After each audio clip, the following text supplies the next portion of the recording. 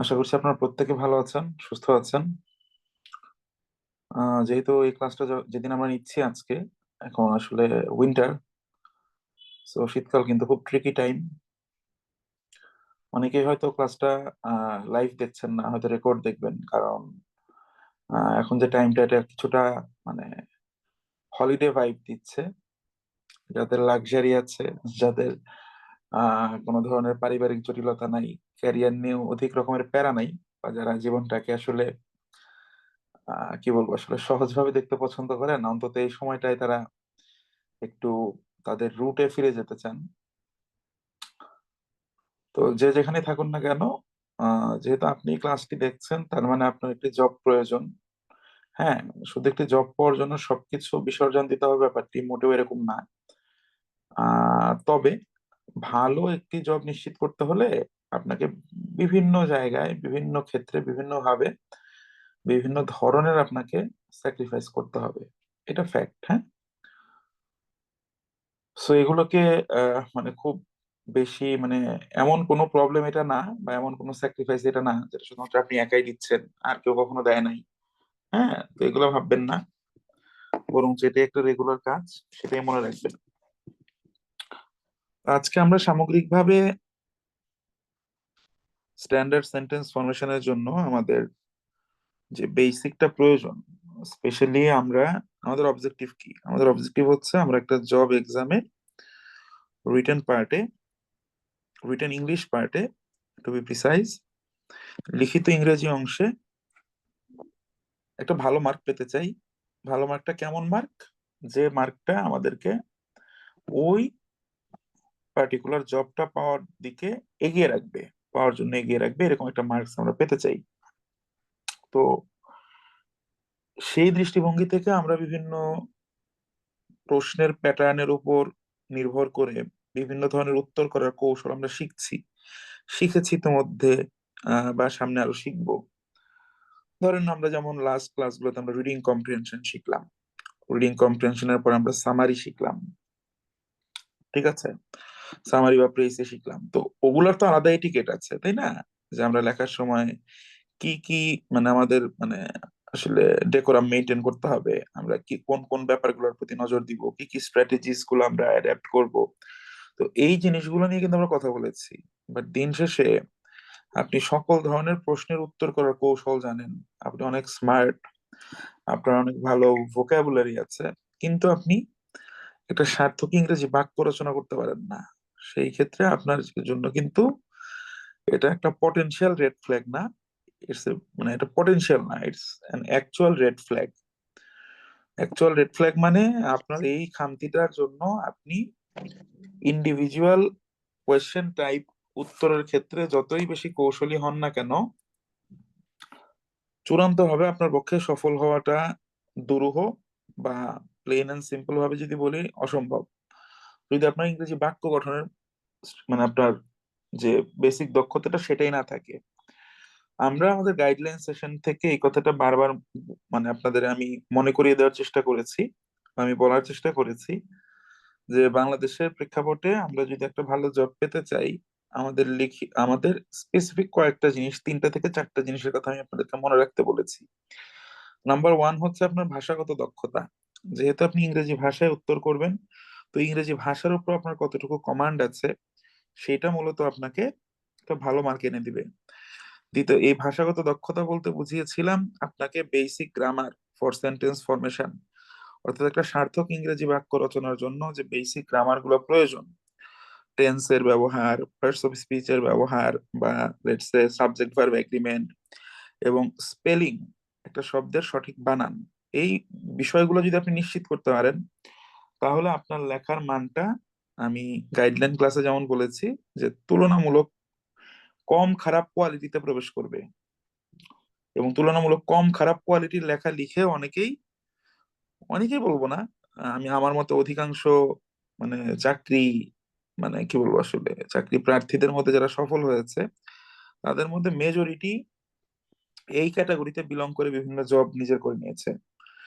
So প্রথমত জবটা পাওয়ার জন্য আপনাকে ওই লেভেলটা টাচ করতে হবে। তো সেটার জন্য কোন কোন ভুলগুলো আপনার করা যাবে না, আমরা আসলে আমাদের এই নেক্সট দুটো সেশনে আমাদের এই বেসিক্স ফর রাইটিং বলেন বা স্ট্যান্ডার্ড সেন্টেন্স ফরমেশন বলেন, যে ফরম্যাটে বলেন, আমরা সেই সকল জায়গাগুলা নিয়ে কথা বলার চেষ্টা করব। ঠিক আছে?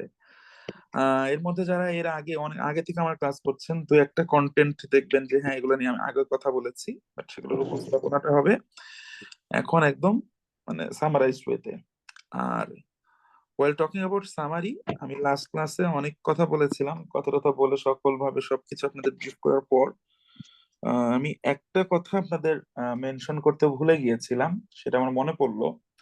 সেটা হচ্ছে যখন আপনারা সামারি বা মেইন আইডিয়া লিখবেন, মূল প্যাসেজের মধ্যে যদি সংখ্যাগত অর্থাৎ কোনো নিউমেরিক্যাল কোনো টার্ম থাকে, কারণ 1972 সালে জিডিপি ছিল এত এত পার্সেন্টেজ, 1975 সালে হয়েছে এত, 80 সালে এত, 90 সালে এত, 96 সালে এত, 2001 সালে এত, হ্যাঁ 2020-এ এত, এই যে একটা প্যাসেজের মধ্যে এরকম প্যাসেজ খুব কম পাবেন, কিন্তু কিছু প্যাসেজের মধ্যে দেখবেন সংখ্যা ভিত্তিক, হ্যাঁ, বা সংখ্যাগত বিভিন্ন মান দেওয়া থাকবে। তো যখন সামারি লিখতে হয়, সামারি লেখার সময় এই ধরনের সংখ্যাগত ব্যাপারগুলাকে, সংখ্যাগত বর্ণনাকে অ্যাভয়েড করতে হয়, অর্থাৎ সংখ্যা দিয়ে বর্ণনাগুলোকে অ্যাভয়েড করবেন। যেমন ধরেন প্যাসেজের মধ্যে বলা আছে 2020 সালে বাংলাদেশের জিডিপি গ্রোথ ছিল কথা কথা, বা বাংলাদেশের পার ক্যাপিটা ইনকাম ছিল, লেটস সে ফর এক্সাম্পল, আমি এমনি উদাহরণস্বরূপ বলতেছি যে 2020 সালে বাংলাদেশের পার ক্যাপিটা ইনকাম ছিল $2500, আর 2000 সরি ধরেন তো বলা হলো যে 2000 সালে বাংলাদেশের পার ক্যাপিটা ইনকাম ছিল $900, আর 2024 সালে এসে সেটা হচ্ছে $2800। এটা ধরেন প্যাসেজে লেখা আছে যে 2009 সালে ছিল 900, 2024 সালে এসে এটা হয়েছে $2800 বা $2700। এই জিনিসটা যদি আপনি সামারিতে লিখতে যান, আপনি লিখবেন যে ফ্রম 2009 টু 2024, এটা লিখতে পারেন, বা আপনি লিখতে পারেন ইন দ্য পাস্ট 15 ইয়ার্স, যে গত 15 বছরে, হ্যাঁ, the per capital income has become thrice, আপনি বলতে পারেন, বা আপনি বলতে পারেন the per capital income has increase two fold, দ্বিগুণ বৃদ্ধি পেয়েছে। তো এরকম তো সংখ্যা ভিত্তিক যে বর্ণনাগুলো আছে এগুলা সামারির মধ্যে অ্যাভয়েড করার চেষ্টা করবেন। এটা আমাদের লাস্ট ক্লাসের কথা, কিন্তু ক্লাস শেষ করে কি যেন অ্যাটেনশন দিয়ে কোনো একটা বই পড়তেছিলাম বোধহয়, তখন মানে হুট করে এই জিনিসটা মনে পড়ছে যে এই কথাটা তো আপনাদের সাথে শেয়ার করি নাই, সবকিছুই বলেছি, উজাড় করে দিয়েছি, ওই কথাটা বলা হয় নাই। তো এই বিষয়টা আপনার একটু মাথায় রাখবেন। আপনারা কি শুনতে পাচ্ছেন আমাকে? জি স্যার। জি স্যার, বুঝতে পারছি। ওকে, ঠিক আছে। তো আজকের সেশনটা মূলত যারা আপনারা প্রপার কি বলবো ইংলিশে কমিউনিকেট করতে পারেন, প্রপার ইংলিশ বলবো না, লিস্ট ইংলিশ কমিউনিকেশনে যাদের কোনো ধরনের জড়তা নেই, আপনি এটা যে কোনো ভাবেই হতে পারে, আপনার ইংলিশ রিডিং হ্যাবিট হয়তো খুব ভালো, বা আপনি অনেক বেশি ইংরেজিতে পড়েছেন, মানে ইংরেজি সাবজেক্টে পড়েছেন সেটা বলি নাই, মানে ইংরেজি ভাষাটার কথা বলেছি, অথবা ইংলিশ আপনার লিসেনিং হ্যাবিট অনেক, মানে আপনার লিসেনিং এর হ্যাবিট আছে, আপনি প্রচুর ইংলিশ শুনেন। এটা কিভাবে শুনেন? এটা আপনি বিভিন্ন টিভি সিরিজ দেখে হতে পারে, বিভিন্ন পডকাস্ট দেখে হতে পারে, হুম, বিভিন্ন ভ্লগ দেখে হতে পারে সময়ের সাপেক্ষে চেঞ্জ হয় বিভিন্ন জিনিস। তো যাদের এই হ্যাবিট গুলো আছে তাদের জন্য ক্রুশাল, তাদের জন্য ব্যাপারগুলো ক্রুশাল না, ব্যাপারটা এরকম না, তাদের জন্য ক্রুশাল, কারণ এখানে আমরা সেই ফ্রিকোয়েন্টলি মেড মিস্টেকস, আমি যেটাকে বলি, এটা বলতে পারেন যে এই টার্মটা আমি প্রয়োগ করি প্রায়ই, এটাকে আমরা বলি ফ্রিকোয়েন্টলি মেড মিস্টেকস, এফএমএম, অর্থাৎ যে ভুলগুলা অধিকাংশ জব প্রত্যাশী তার লিখিত খাতায় করে থাকে, সেই কিছু বড় বড় ভুলগুলোর সাথে আপনাকে আজকে আমি একটু পরিচয় করিয়ে দেওয়ার চেষ্টা করব, হ্যাঁ, যাতে করে আপনার লেখাটার মধ্যে আরো ফ্লুইডিটি আসে, আপনার লেখাটা আরো স্পন্টেনিয়াস বা স্বতঃস্ফূর্ত হয়। এখন একটা বাক্যে সাবজেক্ট থাকে, ভার্ব থাকে, অবজেক্ট থাকে, এই বেসিক কম্পোনেন্ট গুলোকে যদি আপনি না চিনেন, তাহলে এই ক্লাসগুলো বা এই রিটেন প্রোগ্রাম থেকে আপনি কোনোভাবে উপকৃত হবেন না। কারণ আমরা তো এতটাই আবার মানে শুরু থেকে শুরু করতে পারি না, একটা বাক্যে সাবজেক্ট কে, একটা বাক্যে অবজেক্ট কে, এগুলো না শিখলে তারা আপনি প্রিলিমিনারি পার হতে পারেন নাই। ঠিক আছে? তো এইটুকু নলেজ লিস্ট আপনার আছে, এটুকু আমরা ধরে নিতেই পারি। ঠিক আছে? সো বেসড অন দ্যাট আমরা দুটো সেশনে কথা বলবো। তো আজকের সেশনে আমরা একটা পার্ট কভার করব, পরবর্তী সেশনে আরেকটা পার্ট কভার করব, এবং এই সংক্রান্ত কন্টেন্ট আপনাদের গুগল ড্রাইভে আপলোড করা থাকবে, যেগুলো দেখে আপনারা আরো এই ভুলগুলো সম্পর্কে আরো কেয়ারফুল হতে পারবেন। বরাবরের মতোই আমরা আমাদের যে কোনো লার্নিংটাকে প্র্যাকটিক্যাল করার জন্য বা আমাদের লার্নিংটার প্র্যাকটিক্যালিটিটা বাড়ানোর জন্য আমরা যে কন্টেন্ট গুলো শিখবো চেষ্টা করব সব থেকে গুরুত্বপূর্ণ বর্তমান সময়ের প্রেক্ষিতে বলি বা যে কোনো সময়ের প্রেক্ষিতে বলি, যে বিষয়গুলোর সাথে রিটেনের প্রায় সকল বিষয় ওতপ্রোতভাবে জড়িত, সেই বিষয়গুলোর আলোকেই আমরা ইংরেজি বাক্য তৈরির বা সঠিক ইংরেজি বাক্য তৈরির ক্ষেত্রে আমাদের যে অন্তরায়গুলো আছে, যে হার্ডেলস বা যে চ্যালেঞ্জেস গুলো আছে, সেগুলোকে আমরা একটু দেখার চেষ্টা করব। ঠিক আছে? এবং আমাদের মেইন টার্গেট কি? মেইন টার্গেট হচ্ছে এখানে যে ভুলগুলো আমরা দেখবো, এই ভুলগুলো আমাদের লেখার মধ্যে করা যাবে না। আবার এই বেসিক ক্লাসের মাধ্যমে আমরা কিছু বাক্য আত্মস্থ করব। ঠিক আছে? এই কথাটা আমি সবসময়, অনেকে আছেন যারা পূর্বে থেকে আমার ক্লাস করতেছেন, যারা একটু লং কোর্সে ছিলেন, সেই জায়গাটাতে আমরা এই কথাগুলো আগে বলেছি। যে প্রথম এই স্লাইডটা আপনারা দেখেছেন, কি বলেছি? যে মেজর প্রবলেমস ফর ক্যান্ডিডেটস, প্রার্থীদের জন্য একটা বড় সমস্যা কি? They can not write correct English sentences, তারা সঠিক ইংরেজি বাক্য লিখতে পারে না। অধিকাংশের জন্য এটা সত্য। আপনি বিশেষ প্রিলি 3 বার পাশ করছেন মানে এই না আপনি ইংরেজিতে সঠিক বাক্য লিখতে পারবেন। এটা দুঃখজনক হলেও সত্য যে প্রিলি পাশ করা মানেই সে ইংরেজিতে সঠিক বাক্য লিখতে পারে, ব্যাপারটা মোটেও এরকম না। এন্ড আরেকটা প্রবলেম বলেছে যে they can not express what you already know. আপনি একটা বিষয় জানেন, তো সেই বিষয়টা আপনি জানলেন, আপনার মনের ভেতরে লাড্ডু ফুটতেছে, তাহলে তো লাভ হবে না। আপনাকে আপনার জানা বিষয়টা যিনি আপনার খাতাটা মূল্যায়ন করছেন, অর্থাৎ যিনি আপনার খাতাটা পড়বেন, ওই রিডার পর্যন্ত পৌঁছাতে পারতে হবে। তাহলে এই দুইটা সমস্যা কোর প্রবলেম, যে কোর প্রবলেম গুলো যদি আমরা অ্যাভয়েড করতে পারি বা কোর প্রবলেম গুলো ওভারকাম করতে পারি, তাহলে আমরা আমাদের রাইটিং এর মোটামুটি নিম্ন মধ্যবিত্ত ক্যাটাগরিতে অন্তত প্রবেশ করতে পারবো। দারিদ্র সীমাটা আমরা পার করতে পারবো। আগে না দারিদ্র সীমা পার করতে হবে, তারপর না আমরা উন্নত হব। হ্যাঁ, বা উন্নয়নশীল হব, উন্নয়নশীল থেকে উন্নত হব। তো দারিদ্র সীমাটাকে দূর করতে হবে ভাই। তো এগুলো হচ্ছে আমাদের লেখার মানের দারিদ্র সীমা বা অতি দারিদ্র সীমা দূরীকরণের উপায়গুলা। এগুলা ধীরে ধীরে, এগুলো যত ধীরে ধীরে কনসিস্টেন্টলি আপনি এগুলা এক্সিকিউট করতে পারবেন, এগুলোর মধ্যে যখন আপনার কখনোই ভুল হবে না, বছরের পর বছর আপনি সুনির্দিষ্ট সূচক গুলা অর্জন করবেন, তখন ধীরে ধীরে আপনি উন্নয়নশীল, তারপর ধীরে ধীরে উন্নত দেশের দিকে এগিয়ে যাবেন। ঠিক তেমনি লেখার মানের ক্ষেত্রেও আপনি অতি দারিদ্র থেকে দরিদ্র, দরিদ্র থেকে তারপর মনে করেন যে কি ডেভেলপিং, তারপর ধরেন আপনার ডেভেলপড, এই পর্যায়গুলো আপনার লেখার মানকে ওই ধাপে আপনি নিতে পারবেন। অনেক গালগপ্প হয়েছে। তো এখন বেসিক্যালি পরীক্ষার রাইটিং বলতে আপনাকে বুঝতে হবে আপনার এখানে কিন্তু আপনি যে রাইটিংটার জন্য প্রিপারেশন নিচ্ছেন, এই রাইটিংটা এবং এখন যে রাইটিংটা আপনি শিখতেছেন, এবং আপনি যদি লেটসে একটা ইংলিশ ল্যাঙ্গুয়েজ বা কোনো একটা ল্যাঙ্গুয়েজ লার্নিং এক্সাম দেন, বা আপনি যদি আইএলটিএস এ পার্টিসিপেট করেন, ঠিক আছে, আপনার আইএলটিএস বলেন আর হচ্ছে আপনার, হ্যাঁ, আইএলটিএস বলেন আর হচ্ছে আপনার কি নিজের এই জব লার্নিংটা বলেন, দুইটা কিন্তু আসলে দুই জিনিস। আপনাকে এটুকু বুঝতে হবে। হ্যাঁ, দুইটা দুই জিনিস। তো আমরা ফোকাস করবো, যে বললাম প্র্যাকটিক্যালিটির দিকে ফোকাস করব। তো সেই প্র্যাকটিক্যালিটির জায়গা কি, যে আমাদের আসলে কোন জায়গাগুলোতে সবচেয়ে বেশি নজর দিতে হবে। প্রথমত স্ট্যান্ডার্ড মোটামুটি মানের একটা ইংরেজি বাক্য সঠিকভাবে যদি আমরা তৈরি করতে চাই, সেক্ষেত্রে আমাদের জন্য সব থেকে ক্রুশাল হচ্ছে টেন্স এবং রাইট ফর্ম অফ ভার্বস সম্পর্কে আইডিয়া থাকা, সঠিক পার্টস অফ স্পিচের ব্যবহারগুলো আমরা জানতে পারা। অর্থাৎ একটা শব্দের তো পার্টস অফ স্পিচের বিভিন্ন রূপ আছে, তাই না? তাই না? আপনি বললেন লেটস সে, আমি একটু পরে পরে দেখাচ্ছি, ধীরে ধীরে দাঁড়ান, পয়েন্ট যাবো। তো একটা শব্দের মানে ভিন্ন ভিন্ন কিন্তু পার্টস অফ স্পিচের কিন্তু রূপ থাকে, তাই না? এক হচ্ছে ধরেন এবল, আর একটা হচ্ছে ধরেন এনেবল। তো দুইটা কিন্তু দুই ধরনের কি পার্টস অফ স্পিচ।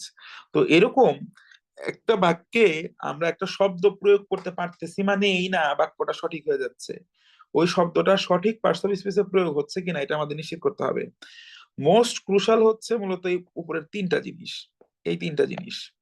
হ্যাঁ, সাবজেক্ট ভার্ব এগ্রিমেন্ট, যেটা আপনারা প্রিলিমিনারি ফেজে পড়ে এসেছেন, এই ব্যাপারটা আপনাদের নিশ্চিত করতে পারতে হবে। রিডিং কম্প্রিহেনশনের মধ্যে ভালো পারার জন্য আমি আপনাদের বলেছি আপনাকে একটা ইংরেজি সার্থক বাক্যের গঠনগতভাবে একটা ইংরেজি বাক্য কিন্তু মূলত 3 প্রকার: সিম্পল, কমপ্লেক্স এবং কম্পাউন্ড।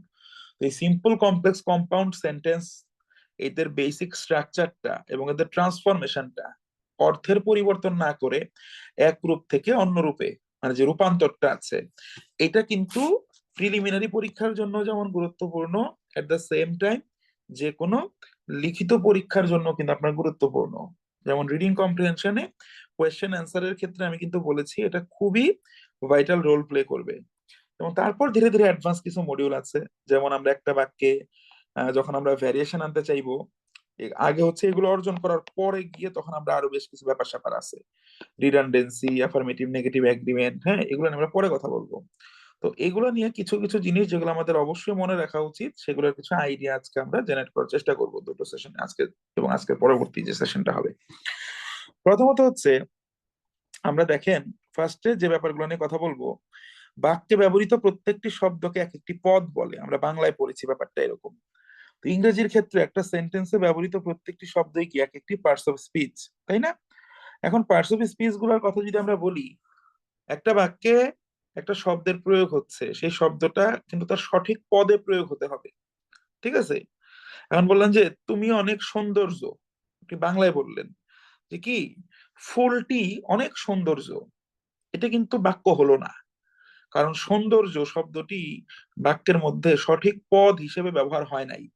আপনি যদি বলতেন ফুলটি অনেক সুন্দর, তাহলে আপনার এটা একটা সঠিক বা সার্থক বাক্য হতো। তাহলে দেখেন সুন্দর কথাটি এবং সৌন্দর্য, সৌন্দর্য কথাটি কি একটি কি বিশেষ্য, কিন্তু সুন্দর শব্দটি কি একটি বিশেষণ, তাই না? বাংলায় যদি বলি, এগুলো তো বুঝেন ভাই, আপনারা অনেক স্মার্ট, আমি এত স্মার্ট ছিলাম না, এই জন্য আমি একটু কোড টপ মানে একদম বেসিক থেকে কথাগুলো বলতে পছন্দ করি। সো দেখেন, আপনি সঠিক পদের ব্যবহার যদি আপনি না করেন, তাহলে বাক্যটা কিন্তু অর্থবোধক হবে না। তো ইংরেজি বাক্যের ক্ষেত্রে আমাদের কিন্তু সেই ব্যাপারগুলা দিকে নজর রাখতে হবে। তা আমি যেটা বিশ্বাস করি, কঠিন প্রশিক্ষণ সহজ যুদ্ধ। যেমনটা কি, যখন ধর আপনি টেন্সের উদাহরণ শিখেছেন, টেন্স পড়েছেন, এই আপনি কম্পাউন্ড সেন্টেন্স শিখি আমরা প্রথম একটা এক্সাম্পল দিয়ে, সবার আগে আমরা এরকম শিখি, he is poor but honest, খুব কমন একটা বাক্য। সে দরিদ্র কিন্তু সৎ, এই বাক্যটা এমনিতে টেকনিক্যালি কারেক্ট হইলেও এটা there something very wrong with this sentence. হ্যাঁ, এই বাক্যের যোগ্যতায় না অনেক প্রশ্ন আছে। হ্যাঁ, যে গরিব মানুষ মানে কি সৎ হতে পারে না? পারে। এবার আমি যেটা বলার চেষ্টা করছি, যে এই বাক্যটা কিন্তু আপনি কখনো ভুলেন না। কেন ভুলেন না? কারণ কম্পাউন্ড সেন্টেন্সের যখন আপনি গঠন শিখেছেন, হ্যাঁ, তখনই দেখা গেছে আপনি এই বাক্যটা দিয়ে শিখেছেন, সে কি গরিব কিন্তু সৎ। এই বাক্যটা দিয়ে যেহেতু শিখেছেন, এই বাক্যটা কিন্তু সব সময় আপনার মনে গেঁথে গিয়েছে। এখন ব্যাপারটা হচ্ছে, আপনি যখন একটা রিটেন এক্সামে পার্টিসিপেট করতেছেন, এই বাক্য কিন্তু অ্যাকচুয়ালি আপনার কোথাও লেখা লাগে না বা প্রয়োজন পড়ে না। তা আমরা কি করব, আমরা এই বেসিক লার্নিং এর যে জায়গাগুলো আছে, সেই জায়গাগুলোকে আমরা সর্বাপেক্ষা গুরুত্বপূর্ণ যে বিষয়গুলো আছে, যে বিষয়গুলো থেকে বা যে টপিক গুলো থেকে আমাদের মূল এক্সামের প্রশ্ন আসতে পারে, এটা হোক ফোকাস রাইটিং, হোক ট্রান্সলেশন, হোক রিডিং কম্প্রিহেনশন, ঠিক আছে, সেই জায়গাগুলো থেকে, সেই জায়গাগুলো সম্পর্কে আমরা বেসিক লার্নিংটাও যদি ওই টপিকের উপর বাক্যগুলা দিয়ে দিয়ে শিখি, তাহলে কিন্তু ওই টপিক গুলো আমাদের আত্মস্থ হয়ে যাবে, যেমনটা আমাদের এই হি স্পোর বাট অনেস্টটা হয়ে আছে। তো আসেন প্রথমে আমরা আজকে পার্টস অফ স্পিচের কিছু মিস ইউজের ব্যাপারটা দেখি। এই পুরো মানে বেসিক সেন্টেন্স মেকিং এর পুরো কন্টেন্টটার, মানে আপনারা যারা পূর্বে থেকে ক্লাস করছেন, আপনাদের অনেক নোট ইতোমধ্যে দেয়া আছে আমাদের। রিসেন্টলি যাদের আমরা পড়ানো শুরু করেছি, আপনাদের জন্য টেনশন নেই, আপনাদের গ্রুপগুলোতে ড্রাইভ লিংকে যে ড্রাইভটা দেয়া আছে, গুগল ড্রাইভ, এখানে পরবর্তী ক্লাসটা নেক্সট ক্লাসের পর এগুলা বিস্তারিত পিডিএফ আপনাদের কাছে চলে যাবে, যেগুলো দিয়ে আপনারাও জিনিসগুলোকে আরো কি করতে পারবেন, আরো প্র্যাকটিস করতে পারবেন, বা আরো দেখতে পারবেন, আরো আইডিয়া জেনারেট করতে পারবেন। ঠিক আছে, আমরা এক একটা সমস্যা নিয়ে এক এক ধরনের উদাহরণ আপনাদেরকে দেখাচ্ছি। তো প্রথমত ধরেন আমরা যেটা বলছি, পার্টস অফ স্পেসের কারেক্ট ব্যবহার নিয়ে যদি আমরা একটু দেখার চেষ্টা করি, খুব সিম্পলিস্টিক ওয়ে, খুব সিম্পল ওয়েতে, আমরা টপিক হিসেবে নিলাম মব লিঞ্চিং বা মব জাস্টিস। হ্যাঁ, উত্তেজিত জনতা কর্তৃক কি আইন নিজের হাতে তুলে নেওয়ার যে প্রবণতা, বিচার ব্যবস্থার উপর যে কি আস্থাহীনতার যে বহিঃপ্রকাশ, একটা সোসাইটিতে ললেসনেস বা আপনার লিগ্যাল ইনস্টিটিউশনের প্রতি ল্যাক অফ ট্রাস্ট, বা এটার যে কি, এটার যে এক্সাম্পল, সেটা হচ্ছে মব লিঞ্চিং বা মব জাস্টিস, তাই না? তো এই ব্যাপারটা নিয়ে কিন্তু আমাদের রাইটিং আসতে পারে, ট্রান্সলেশন আসতে পারে, আমাদের কি ধরেন আমাদের রিডিং কম্প্রিহেনশন আসতে পারে, আমাদের মূল প্যাসেজ আসতে পারে বিসিএস পরীক্ষা এটা নিয়ে। তো এটা নিয়ে আমাদের আমাদের লেটার টু দা এডিটরও লেখা লাগতে পারে। তো যে কোনো কিছু আসতে পারে। তো আগে তো এই কোর বিষয় সম্পর্কে আমাদের কিছু নলেজ লাগবে। তো নলেজ জেনারেশনের ক্লাস আপনাদের কারো কারো হয়ে গিয়েছে, আবার কারো কারো হচ্ছে আমরা নলেজ জেনারেশন ক্লাসটা সামনে নিব। কারণ হচ্ছে আমাদের মডিউলস গুলা কিন্তু সেম। তো সেই জায়গার প্রেক্ষিতে যদি বলি আমরা এখানে, তো দেখেন আমরা টপিক নিয়েছি, আমরা এখানে শিখবো পার্টস অফ স্পিচের কারেক্ট ব্যবহার। কিন্তু আমরা ওই ওই যে কি হি গোস টু স্কুল, হ্যাঁ, I go to school, I am poor, I am honest, এই টাইপের মানে লুতুপুতু টাইপের বাক্য দিয়ে কিন্তু আমরা শিখবো না। আমরা শিখবো কি দিয়ে? আমরা শিখবো এমন বিষয়গুলো দিয়ে যে বিষয়গুলো আমাদের পরীক্ষায় আসতে পারে, যে বিষয়গুলো সম্পর্কে একটা বাক্য উদাহরণের উসিলায় যদি আমরা পড়ি এবং এটা যদি আমাদের মনে থাকে, সেইটা আমাদের পরীক্ষায় গিয়ে একটা লাইন লিখতে সাহায্য করবে। ব্যাপারটা বুঝতে পেরেছেন? দেখেন আমরা একটা বাক্য লিখতেছি, mob justice is a dangerous practice, mob justice is a dangerous practice that threat the rule of law in Bangladesh. তাহলে বলা হলো মব জাস্টিস হচ্ছে খুব ভয়ঙ্কর একটা কি চর্চা বা খুব ভয়ঙ্কর একটা বিষয়, যেটা বাংলাদেশের আইনের শাসনের জন্য হুমকি স্বরূপ। মব জাস্টিস বাংলাদেশের আইনের শাসনের জন্য হুমকি স্বরূপ। ঠিক আছে? তাহলে দেখেন এখানে এই যে যে শব্দটা আমরা দিয়েছি, mob justice is a dangerous practice that threat, এই থ্রেট শব্দটা কিন্তু অ্যাকচুয়ালি এই বাক্যে ব্যবহার হচ্ছে ভার্ব হিসেবে। ক্রিয়া দ্যাট থ্রেট, যেটা কি হুমকি দেয় বা যেটা হুমকি হিসেবে কাজ করে। কিসের জন্য হুমকি হিসেবে কাজ করে? The rule of law. Actually এখানে আমরা থ্রেট শব্দটা ভার্ব হিসেবে ব্যবহার করা উচিত ছিল। তা আমরা কিন্তু এখানে থ্রেট থ্রেট শব্দের প্রপার বাংলা মিনিং কি? হুমকি। হুমকি, হুমকি কিন্তু একটা নাউন। হুমকি শব্দটা কি? নাউন। ঠিক আছে? আর হুমকি দেয়া মানে কি? ভার্ব, তাই না? তো হুমকি, এখানে যে থ্রেট শব্দটা আছে আমাদের এখানে কিন্তু শব্দ কি এটা জানি না, কিন্তু এখানে একটা ভার্ব হওয়ার কথা ছিল। কারণ এখানে সাবজেক্ট কি? মব জাস্টিস হচ্ছে আমাদের এখানকার সাবজেক্ট। মব জাস্টিস কি করছে? রুল অফ ল, বাংলাদেশের আইনের শাসনকে হুমকি দিচ্ছে। আইনের শাসনকে হুমকি দিচ্ছে, তাহলে এখানে অবশ্যই আমাদের একটা ভার্ব ব্যবহার করতে হবে। কিন্তু এখানে আমরা ব্যবহার করে ফেলেছি নাউন। এটা কিন্তু একটা ইনকারেক্ট প্র্যাকটিস। এই যে আমি বলে ফেলেছি এখানে কি কি হবে? ভার্ব হবে ইনস্টেড অফ নাউন।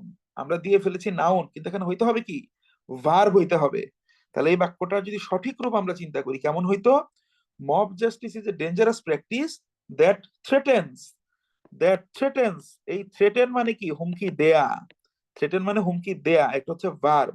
তাহলে mob justice is a dangerous practice, আমার হচ্ছে কি মব জাস্টিস হচ্ছে একটা ভয়ঙ্কর বিষয় যেটা কি করে? দ্যাট থ্রেটেন্স, যেটা কিনা হুমকি দেয়। কাকে হুমকি দেয়? The rule of law in Bangladesh, বাংলাদেশের আইনের শাসনকে। ট্রান্সলেশন করার সময় কি করবো? এটা পরের জিনিস, ভাবানুবাদ, ওইটা এখানে মেশানো যাবে না। কিন্তু বেসিক কনসেপ্টে কি আমাদের এখানে একটা ভার্ব হবে, কিন্তু আমরা দিয়ে ফেলেছিলাম কি? নাউন। তাহলে ভার্বের জায়গায় আমরা নাউন বসিয়ে দিয়েছিলাম, তাহলে আমরা নাউন ভার্ব দিয়ে কিন্তু জিনিসটাকে কারেক্ট করে দিলাম। তাহলে দেখেন এইভাবে আমরা কিন্তু একটা শব্দের পার্টস স্পিচ জনিত যে ব্যবহারগুলো আছে সেই অপব্যবহারগুলো থেকে আমাদের কি হইতে হবে? আমাদের নিজেদেরকে রক্ষা করতে হবে। দেখেন আরেকটা বাক্য দিচ্ছি এখানে আমরা, the spread of miss information. এখানে ইচ্ছা করে আরেকটা পার্ট লিখেছি। এই পার্টগুলো হচ্ছে কিছু প্রবলেম ভার্বস আছে, আপনারা প্রিলিতে পড়েছেন, মনে আছে? যারা প্রিলির প্রিপারেশন নিয়েছেন, প্রবলেম ভার্বস একটা আইটেম ছিল, rise, arise, effect, effect. Actually এগুলো প্রবলেম ভার্ব না, এগুলো আপনি বলতে পারেন এরা হয়তো ভার্ব, বাট এদেরকে আমরা বলি মূলত প্রবলেম ওয়ার্ডস। কিছু শব্দ আছে যারা প্রায় সমোচ্চারিত শব্দ, এট দ্য সেম টাইম প্রায় একই বানানের শব্দ বা প্রায় কাছাকাছি বানান বিশিষ্ট শব্দ, কিন্তু এদের অর্থগত কিছু ভিন্নতা থাকে। তো ওইরকম কিছু শব্দের প্রয়োগ আমরা দেখিয়ে দিচ্ছি। দেখেন, the spread of misinformation, the spread of misinformation, অপতথ্য বা ভুল তথ্যের যে ছড়িয়ে পড়াটা, can effect an increase in mob violence, এটা কি করতে পারে? এটা মব ভায়োলেন্স বা আমার হচ্ছে এই উত্তেজিত জনতা কর্তৃক যে কি আইন নিজের হাতে তুলে নেওয়ার যে প্রবণতা, এই প্রবণতাটাকে কি করতে পারে? প্রভাবিত করতে পারে। এখন দেখেন এফেক্ট শব্দটা হচ্ছে ভার্ব, এটা মানে কি? প্রভাবিত করা, প্রভাবিত করা। কিন্তু এই ইফেক্ট শব্দটা কিন্তু কি? এটা কোন পার্টস অফ স্পিচ বলেন?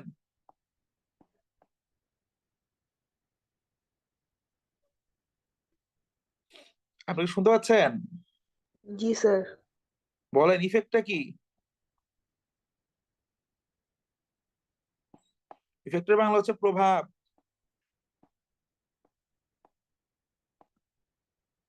ইফেক্টের বাংলা হচ্ছে প্রভাব। ঠিক আছে? তাহলে এখানে আমাদের কি দিবে? The spread of misinformation, অপতথ্যের ছড়িয়ে পড়া, এটা কি করে? প্রভাবিত করে, অর্থাৎ আমাদের এখানে ভার্ব লাগবে, এজন্য এখানে ইফেক্ট না হয়ে কোনটা? এফেক্ট হবে, effect. The spread of misinformation can effect. Okay, এই বাক্যটাকেই যদি আমরা আবার সাবজেক্ট ভার্ব এগ্রিমেন্টের কনসেপ্টে পড়তাম, তখন বলতাম দেখেন এখানে এফেক্ট হচ্ছে, কারেক্ট অ্যান্সার কি তাহলে? এখানে এফেক্ট করতে হবে। যদি এখানে আমরা ক্যান, এই মডাল ভার্বটা যদি না দিতাম, এখানে যদি ক্যান না থাকতো, ধরেন the spread of miss information, তাহলে তার সঠিক বাক্য হতো, কিন্তু তখন কিন্তু এফেক্ট দিতে পারতাম না। কি দিতে হইতো? এফেক্টস দিতে হইতো, তাই না?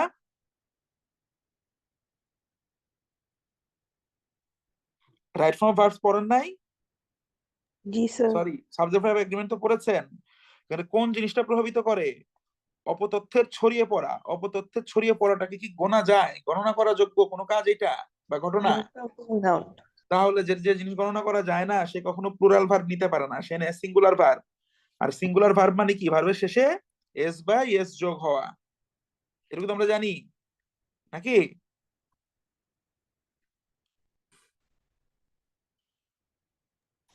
আচ্ছা, ওকে, খুব ভালো কথা। তো এই ব্যাপারগুলো আমাদের মাথায় আনতে হবে। দেখেন আমরা জেনারেশন জি নিয়ে একটা বাক্য লিখছি। Generation G are highly adapt with technology, making them different from older generations. আমরা মূলত বলতে যাচ্ছি জেনারেশন জি কি, তারা প্রযুক্তির সাথে কি বলেন, প্রযুক্তির সাথে সহজেই মানানসই, বা প্রযুক্তির সাথে তারা সহজেই কি, খাপ খাইয়ে নিতে পারে। হ্যাঁ, খাপ খাইয়ে নিতে পারে। বা বাক্যের মানে প্রায়োগিক অর্থ, এখানে তো আমরা আগে ওয়ার্ড দিয়ে শিখতেছি, তাহলে এখানে আমাদের আক্ষরিক ভাবে দেখতে হবে। তার আক্ষরিক ভাবে বোঝানোর চেষ্টা করতেছি। হাইলি, এই শব্দটা কি বলেন তো? হাইলি এই শব্দটা কি একটা অ্যাডভার্ব নাকি? জি একটা অ্যাডভার্ব বেসিক্যালি মডিফাই করে কাকে? সে তো নাউন বা প্রোনাউন ছাড়া সকল ধরনের পার্টস অফ স্পিচকে মডিফাই করতে পারে, তাই না? জি স্যার। কিন্তু সব থেকে বেশি মডিফাই করে কে? সে কাকে করে? সে অ্যাডজেক্টিভ কে করে, ভার্ব কে অ্যাডজেক্টিভ করে, এই ভার্ব। দুটাকে সবচেয়ে বেশি করে, তাই না? করতে জি পারে স্যার। নাউন প্রোনাউন ছাড়া সবকিছুকেই, সম্পূর্ণ বাক্যকেও করতে পারে। তো সাধারণত সব থেকে বেশি আমরা প্রভাবিত করতে দেখি কাকে? মডিফাই করতে দেখি কাকে? এই দুটো জিনিসকে, তাই না? তাহলে এখানে দেখেন অ্যাডাপ্ট, অ্যাডাপ্ট মানে কি? অ্যাডাপ্ট মানে কি? সক্ষম নাকি? নাকি এখানে সক্ষম নাকি এইটা মানে সক্ষম? অ্যাডেপ্ট, অ্যাডেপ্ট মানে হচ্ছে দক্ষ, আর এটা খাপ খাওয়ানো, যেটা এ আছে। গুড। তাহলে অ্যাডাপ্ট মানে হচ্ছে খাপ খাওয়ানো।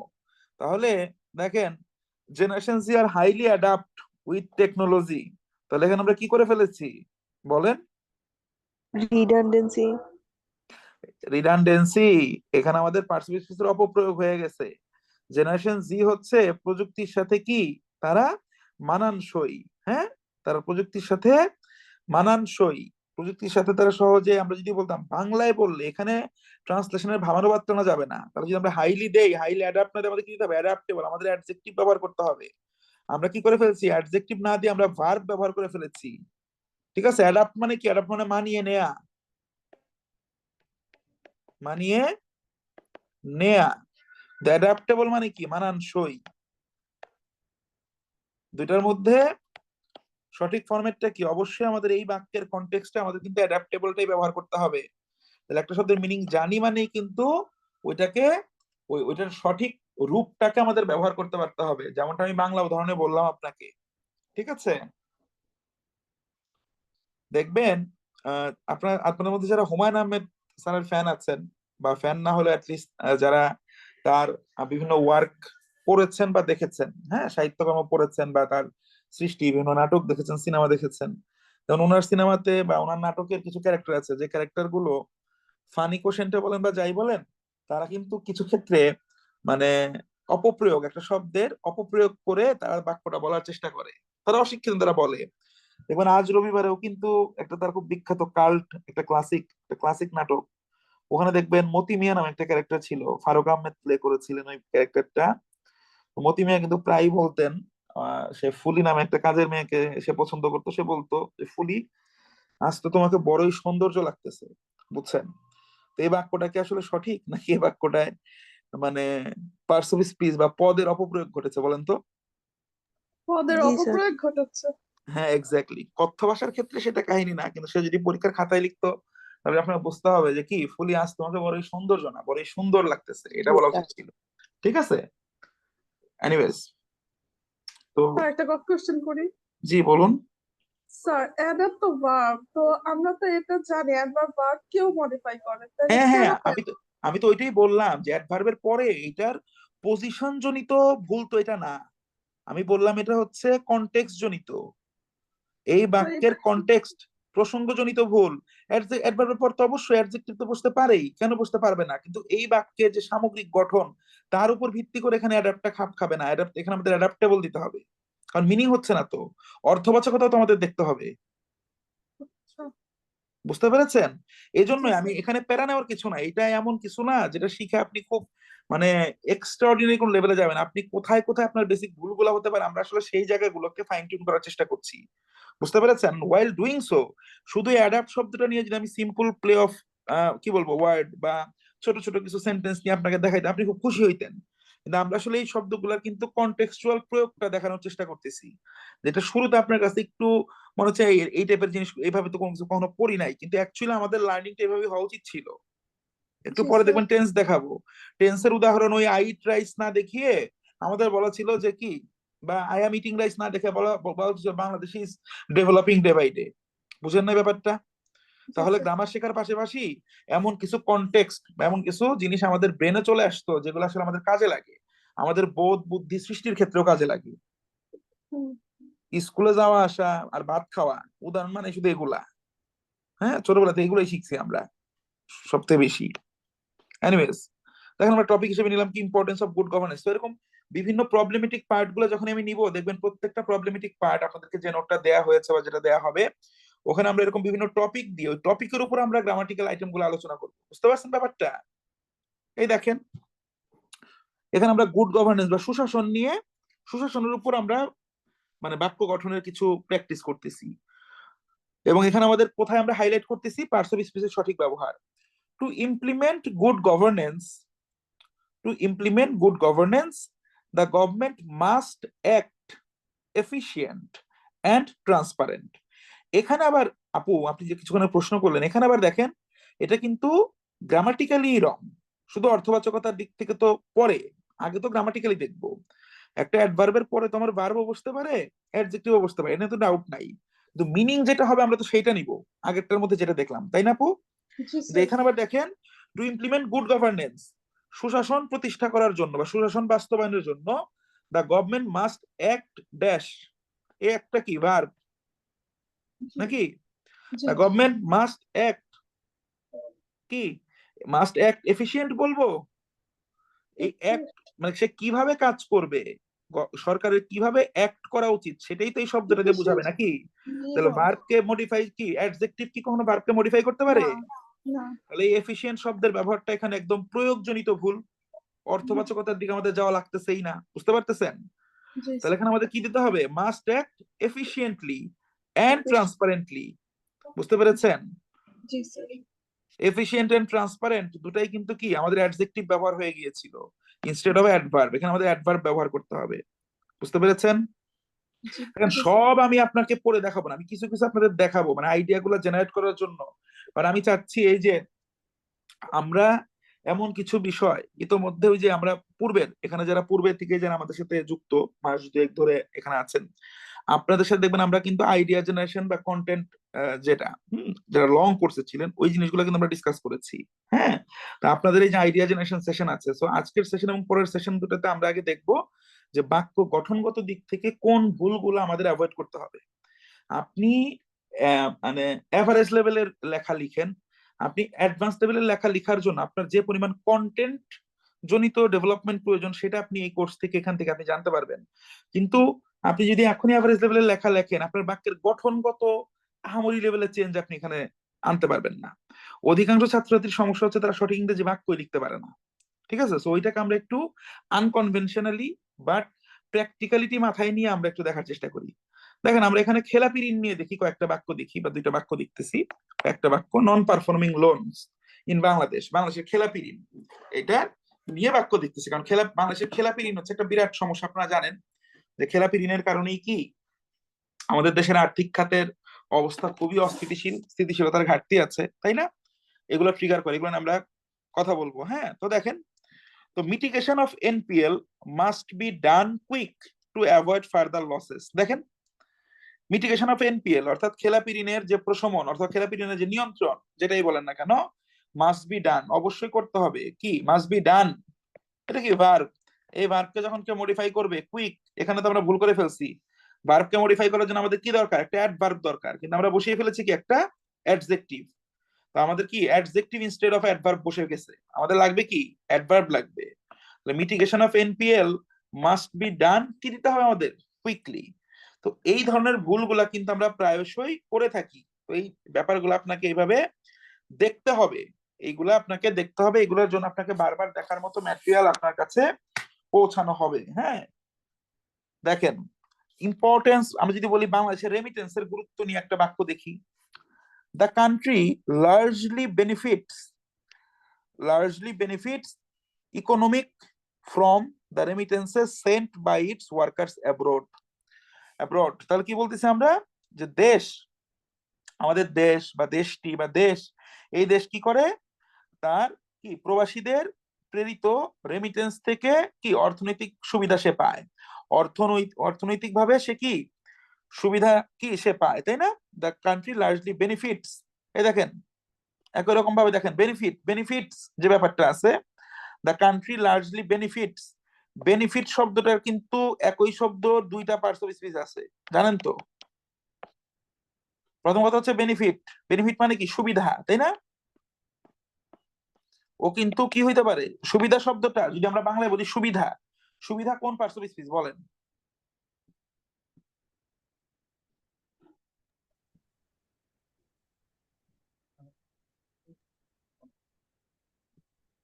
হ্যাঁ, সুবিধা কোন parts of speech? Noun sir. আবার একই সাথে আমি যদি বলি, হ্যাঁ, I have benefited from this course, এই কোর্স থেকে আমার লাভ হয়েছে, সুবিধা হয়েছে, তখন আবার কি, তখন এই বেনিফিটটা কি হয়ে যাচ্ছে, ভার্ব হয়ে যাচ্ছে না? জি। বেনিফিট কিন্তু দুই ভাবেই আচরণ করতে পারে, বুঝতে পেরেছেন? কিন্তু এখানে কি, দা কান্ট্রি লার্জলি বেনিফিটস, তার মানে দেশ কি করেছে, সুবিধা নিয়েছে, দেশের সুবিধা হয়েছে, ব্যাপারটা বুঝতে পেরেছেন? তার মানে এখানে কি ভার্ব হিসেবে ব্যবহার হচ্ছে, এজন্যই দা কান্ট্রি আছে বলে এই দেখেন ভার্বের শেষে কি হয়েছে, একটা এস যুক্ত হয়েছে, তাই না? জি। তাহলে এখানে ভার্বকে মডিফাই করলে সেম, এতক্ষণ ধরে যে জিনিসটা দেখাচ্ছি, তাহলে আমাদের কি লাগবে, এখানে অ্যাডভার্ব লাগবে অ্যাডজেক্টিভের বদলে। তাহলে আমাদের কি দেখতে হবে, the country largely benefits economically from the remittances sent by its workers abroad. তাহলে স্যার জি, দুইটা অ্যাডভার্ব আছে। জি, লার্জলি, স্যার বেনিফিট, লার্জলি কি বেনিফিট কে মডিফাই করছে না? হ্যাঁ হ্যাঁ হ্যাঁ করতে পারে, দুইটা একাধিক অ্যাডভার্ব তো করতে অ্যাডভার্ব, পারে। হ্যাঁ হ্যাঁ অবশ্যই করতে পারে, অবশ্যই পারে, কেন পারবে না? এগুলো নিয়ে দেখবেন পিডিতে আমরা ওই মাল্টি ডাইমেনশন আমরা আলোচনা করবো, এখানে আমরা আসলে আমাদের বেসিক এররের জায়গাগুলোকে আমরা টাচ আপ করছি। হ্যাঁ, একটু দেখি। কিছুক্ষণ আগে আমরা একটা প্রবলেম ভার্ব বা প্রবলেম ওয়ার্ড, এফেক্ট এবং ইফেক্ট, হ্যাঁ, এই দুটার প্রয়োগ নিয়ে দেখেছিলাম। দেখেন ওখানে আমরা যে প্রয়োগটা দেখেছিলাম, এখানে তার একটা বিপরীত প্রয়োগ আছে। The constant flow of remittances has a huge effect on the country's economy. Has a huge, huge শব্দটা কি একটা অ্যাডজেক্টিভ নাকি? হিউজ জি মানে কি বিশাল বড়, অ্যাডজেক্টিভ। অ্যাডজেক্টিভ কাকে মডিফাই করে, নাউন বা প্রোনাউন কে স্যার। নাকি? জি স্যার। মেইনলি নাউন কে। তো এই এফেক্ট মানে কি প্রভাবিত করা, এই এফেক্টটা হচ্ছে ভার্ব। তাহলে অ্যাডজেক্টিভ কি কখনো ভার্বকে মডিফাই করতে পারে? পারে না। করবে কাকে, নাউন কে। অর্থাৎ এখানে এফেক্ট না হয়ে কি হবে, effect. The constant flow of remittances has a huge effect on the country's economy. এই শব্দগুলা, এই বাক্যগুলা, এই টোনে আমরা প্রায়শই বলে থাকি এবং এই সকল জায়গাতে আমাদের ভুলগুলা হয়। এই ভুলগুলা মোটেও করা যাবে না। তো এরকম আপনাকে দেখেন, আমরা যেরকম ইনোভেটিভ টপিক গুলার কথা বলতেছি, এই টপিক গুলো থেকে কিন্তু মোরালেস আমাদের প্রশ্ন হয়। এই বাংলাদেশের economic challenge, importance of financial inclusion, ঠিক আছে? এই দেখেন এখানে আমরা একটা বাক্য দেখি, the government is trying to inclusive more people in the banking system. দেখেন আমরা যে রিডিং কম্প্রিহেনশনটা পড়েছিলাম, রিডিং কম্প্রিহেনশনটা আমরা কোন টপিকের উপর পড়েছি মূলত, যেটা আমি প্র্যাকটিস করেছি, ফাইন্যান্সিয়াল ইনক্লুশন নিয়েছিল, তাই না? আর্থিক অন্তর্ভুক্তি। তাহলে দেখেন এখানে একটা বাক্য দেখতেছি, এই বাক্যটা দেখেন, দ্য গভর্নমেন্ট সরকার ইজ ট্রাইং চেষ্টা করছে, to inclusive more people in the banking system. Inclusive মানে অন্তর্ভুক্তিমূলক, অন্তর্ভুক্তি মূলক, অর্থাৎ এটা কি ইনক্লুসিভ শব্দটা কি একটা অ্যাডজেক্টিভ। টু এর পর এখানে আমরা অ্যাডজেক্টিভ দিব। সরকার চেষ্টা করছে টু ইনক্লুসিভ। সরকার কি চেষ্টা করছে? যুক্ত করতে চেষ্টা করছে। তো the government is trying to include, এই ইনক্লুডটা হচ্ছে কি আমাদের ভার্ব। এই জন্য টু এর পর এই যে ভার্বের বেস ফর্মটা বসেছে, ভার্বের জিরো ফর্মটা বসেছে। The government is trying to include more people in the banking system. The government is trying to inclusive দিবেন না। এবং আমি খুব দায়িত্ব নিয়ে বলছি, এই যে এক্সাম্পল গুলো আপনাদের সামনে রাখার চেষ্টা করতেছি, এই এক্সাম্পল গুলাও কিন্তু বিগত সময়ে বিভিন্ন প্রতিষ্ঠানে যখন বিভিন্ন ধরনের মডেল টেস্ট অর্গানাইজ করেছি, অধিকাংশ স্টুডেন্ট তারা ব্যাংক প্রিলি কোয়ালিফাই করেছে, রিটেন দিবে, বা বিসিএস প্রিলি কোয়ালিফাই করেছে, রিটেন দিবে, তারা এই ধরনের ভুলগুলো তারা সব থেকে বেশি করে, সব থেকে বেশি করে। প্রিলিতে হয়তো সে বিসিএস এর মধ্যে 150 পেয়ে টিকছে, ব্যাংকের ক্ষেত্রে হয়তো দেখা যাচ্ছে 100 মধ্যে 80 পেয়ে টিকছে, কিন্তু তার রাইটিং এর লেভেল এতটা জঘন্য, এটা যাতে না হয়। তো এরকম বিভিন্ন বিষয়ের উপর এগুলো দেওয়া আছে, এগুলো আমরা এইভাবে করে ক্যাটার করবো। সো এই কন্টেন্ট গুলো আপনারা দেখবেন, আমরা পার্টস অফ স্পিচের সঠিক ব্যবহারগুলো যাতে আমরা নিশ্চিত করতে পারি। এন্ড ওয়াইল ডুইং দ্যাট আমরা এমন কিছু কন্টেন্ট দেখতেছি যে কন্টেন্ট গুলো আমাদের জন্য খুবই গুরুত্বপূর্ণ। দেখেন, ইম্পর্টেন্স অফ কমিউনাল হারমোনি, সাম্প্রদায়িক সম্প্রীতির গুরুত্ব।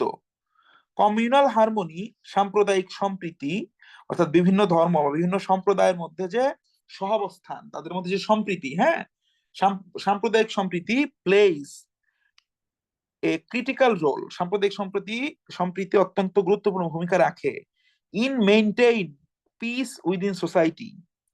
দেখেন, ইন মেইনটেইন লিখি আমরা, নাকি ইন, এই যে প্রিপোজিশনটা আছে, ইন প্রিপোজিশনের পর আমরা কি লিখি? ভার্ব যখন দেই ইন ডু লিখি নাকি ইন ডুইং লিখি?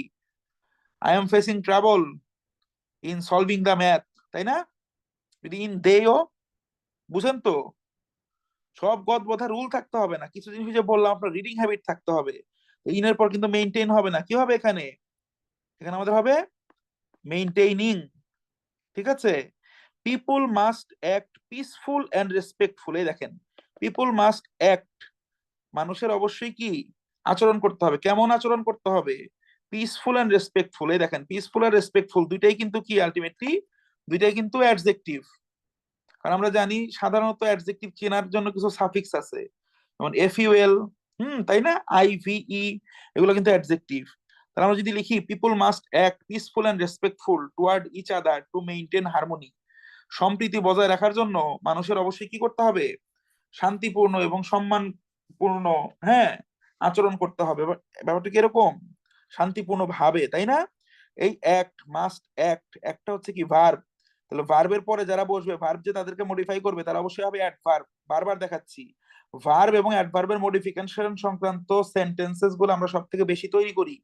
আপনি নিজে আজকে ফ্রি হ্যান্ড যে কোনো টপিকের উপর আপনি এক পেজ লেখা লিখেন, লেখা লিখে দেখেন, সেখানে আপনি বাক্যের পার্টস অফ স্পিচ জনিত যে জায়গাগুলোতে গিয়ে সব থেকে বেশি আটকানোর সম্ভাবনা আপনার আছে, সেগুলো হচ্ছে এখানে। তাহলে কি বলবো আমরা? পিপল মাস্ট অ্যাক্ট, দেখেছি কিছুক্ষণ আগে আমরা, এখানে আমাদের অ্যাডভার্ব লাগবে peacefully and respectfully toward each other to maintain harmony. ঠিক আছে? দেখেন, টু মেইনটেইন পিস, শান্তি বজায় রাখার জন্য communities must rise awareness about communal harmony. শান্তি বজায় রাখার জন্য সম্প্রদায়গুলোর বা বিভিন্ন সম্প্রদায়ের কি করা উচিত? তাদের নিজেদের মধ্যে কি করা উচিত বলেন? সচেতনতা বৃদ্ধি করা উচিত, সচেতনতা বাড়ানো উচিত। দেখেন, রাইজ, সচেতনতা কি একাই বৃদ্ধি পায় নাকি এটাকে বাড়াতে হয়? এই দুইটা প্রবলেম ভার্ব পড়ে এসছেন আপনারা, রাইজ আর রেইজ, যেটা কি অটোমেটিক্যালি ফাংশন করতে পারে, অন্য কোনো প্রযোজকের প্রয়োজন হয় না, নাকি? তখন বসে কি? তখন হচ্ছে আমাদের কি বসে বলেন? তখন কিন্তু আমাদের রাইজ বসে। কিন্তু যখন আপনি একটা ঘটনা দেখেন, এই যে আপনি অ্যাওয়ারনেস বাড়াবেন, অ্যাওয়ারনেস কি একা একাই বাড়বে? বাড়বে না, অ্যাওয়ারনেস আপনাকে বাড়াতে হবে। এখানে আপনার অন্য কি কর্তা লাগবে, এই জন্য এখানে আমরা কি হবে? ভার্বটা হবে রেইজ। কিন্তু প্রবলেম ভার্বস, কিন্তু প্রিলির পড়া। আজকে এখানে যদি আপনি লেফট আউট ফিল করেন, তার মানে আপনার প্রিলির প্রস্তুতিও মোটেও আপ টু দা মার্ক দূরের কথা, আপনার প্রিলির প্রস্তুতি নাই, আপনি ঝড়ে বক মেরে কোনো মতে প্রিলি পাস করছেন, এবং এটা আপনাকে লং রানে সাফার করাবে।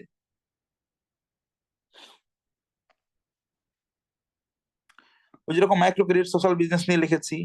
হুম আচ্ছা, এখন দেখেন আমাদের সেকেন্ডারি, এতক্ষণ ধরে প্রথম পার্টে আমরা যেটা বলেছি, এখানে আমরা কিছু এক্সাম্পল দেখার চেষ্টা করেছি যেখানে আমাদের বাক্যগুলা খুব বেসিক, কোনো বড় অ্যাডভান্স অ্যাডভান্স বাক্য না, কিন্তু বিষয়ভিত্তিক বাক্য, বিষয়গুলোকে আমরা আমলে নিয়েছি যে এই বিষয়গুলো থেকে আমাদের কোয়েশ্চেন হতে পারে।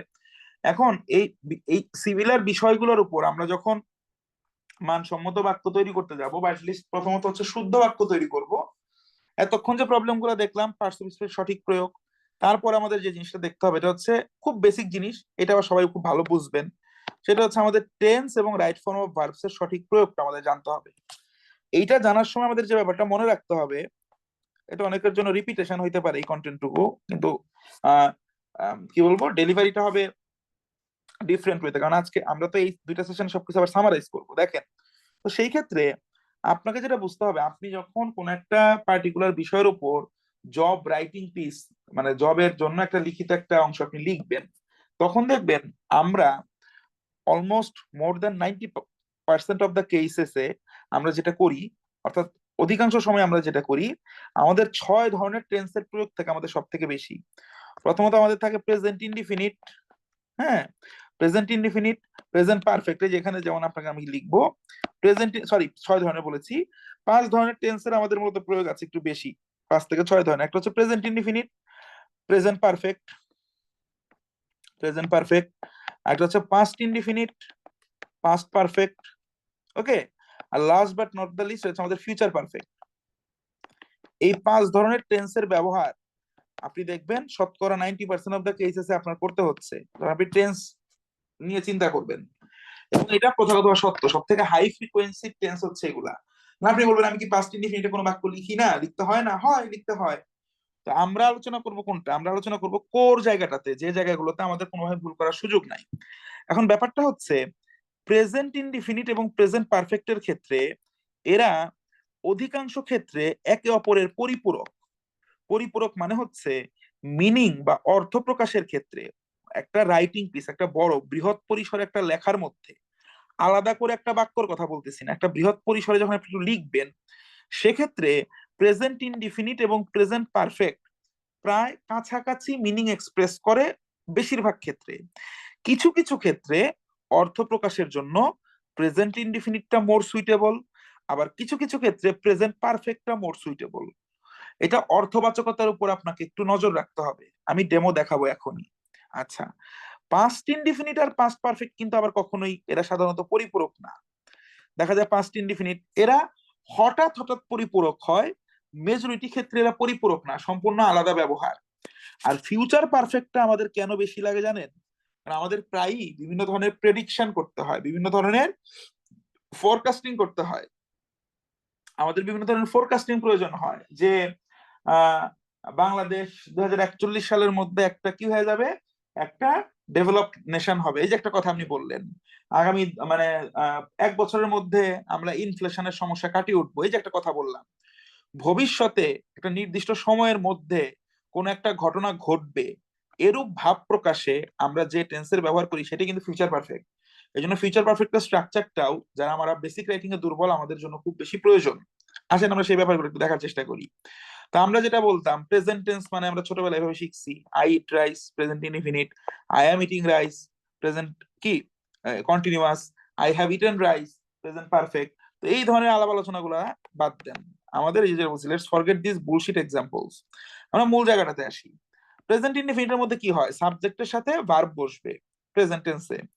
এখন সাবজেক্টটা যদি থার্ড পারসন সিঙ্গুলার হয়, সেক্ষেত্রে ভার্বের সাথে এস বা ইএস যোগ হবে, অন্যথায় ভার্বের বেস ফর্মটাই বসে।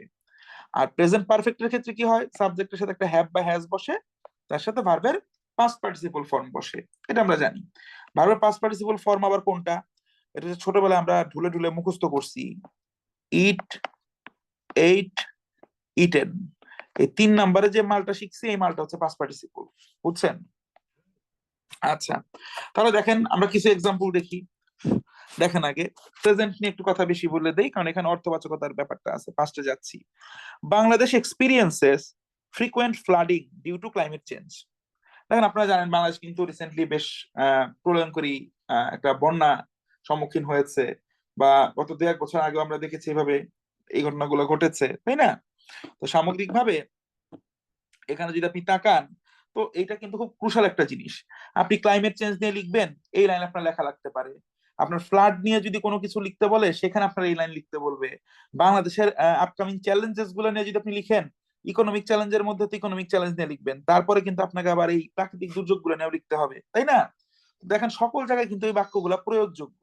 তো আমরা শিখতেছি গ্রামার, শিখতেছি টেন্স, কিন্তু আমরা আলটিমেটলি কন্টেন্ট পারপাজে কিন্তু আমরা পরীক্ষায় হলে কাজে লাগবে এরকম কন্টেন্ট গুলো নিয়ে আমরা এই বাক্যগুলো দেখতেছি, যার ফলশ্রুতিতে এই বিষয়গুলো সম্পর্কে কিছুটা হলেও আমাদের কিন্তু আইডিয়া জেনারেট করতেছে।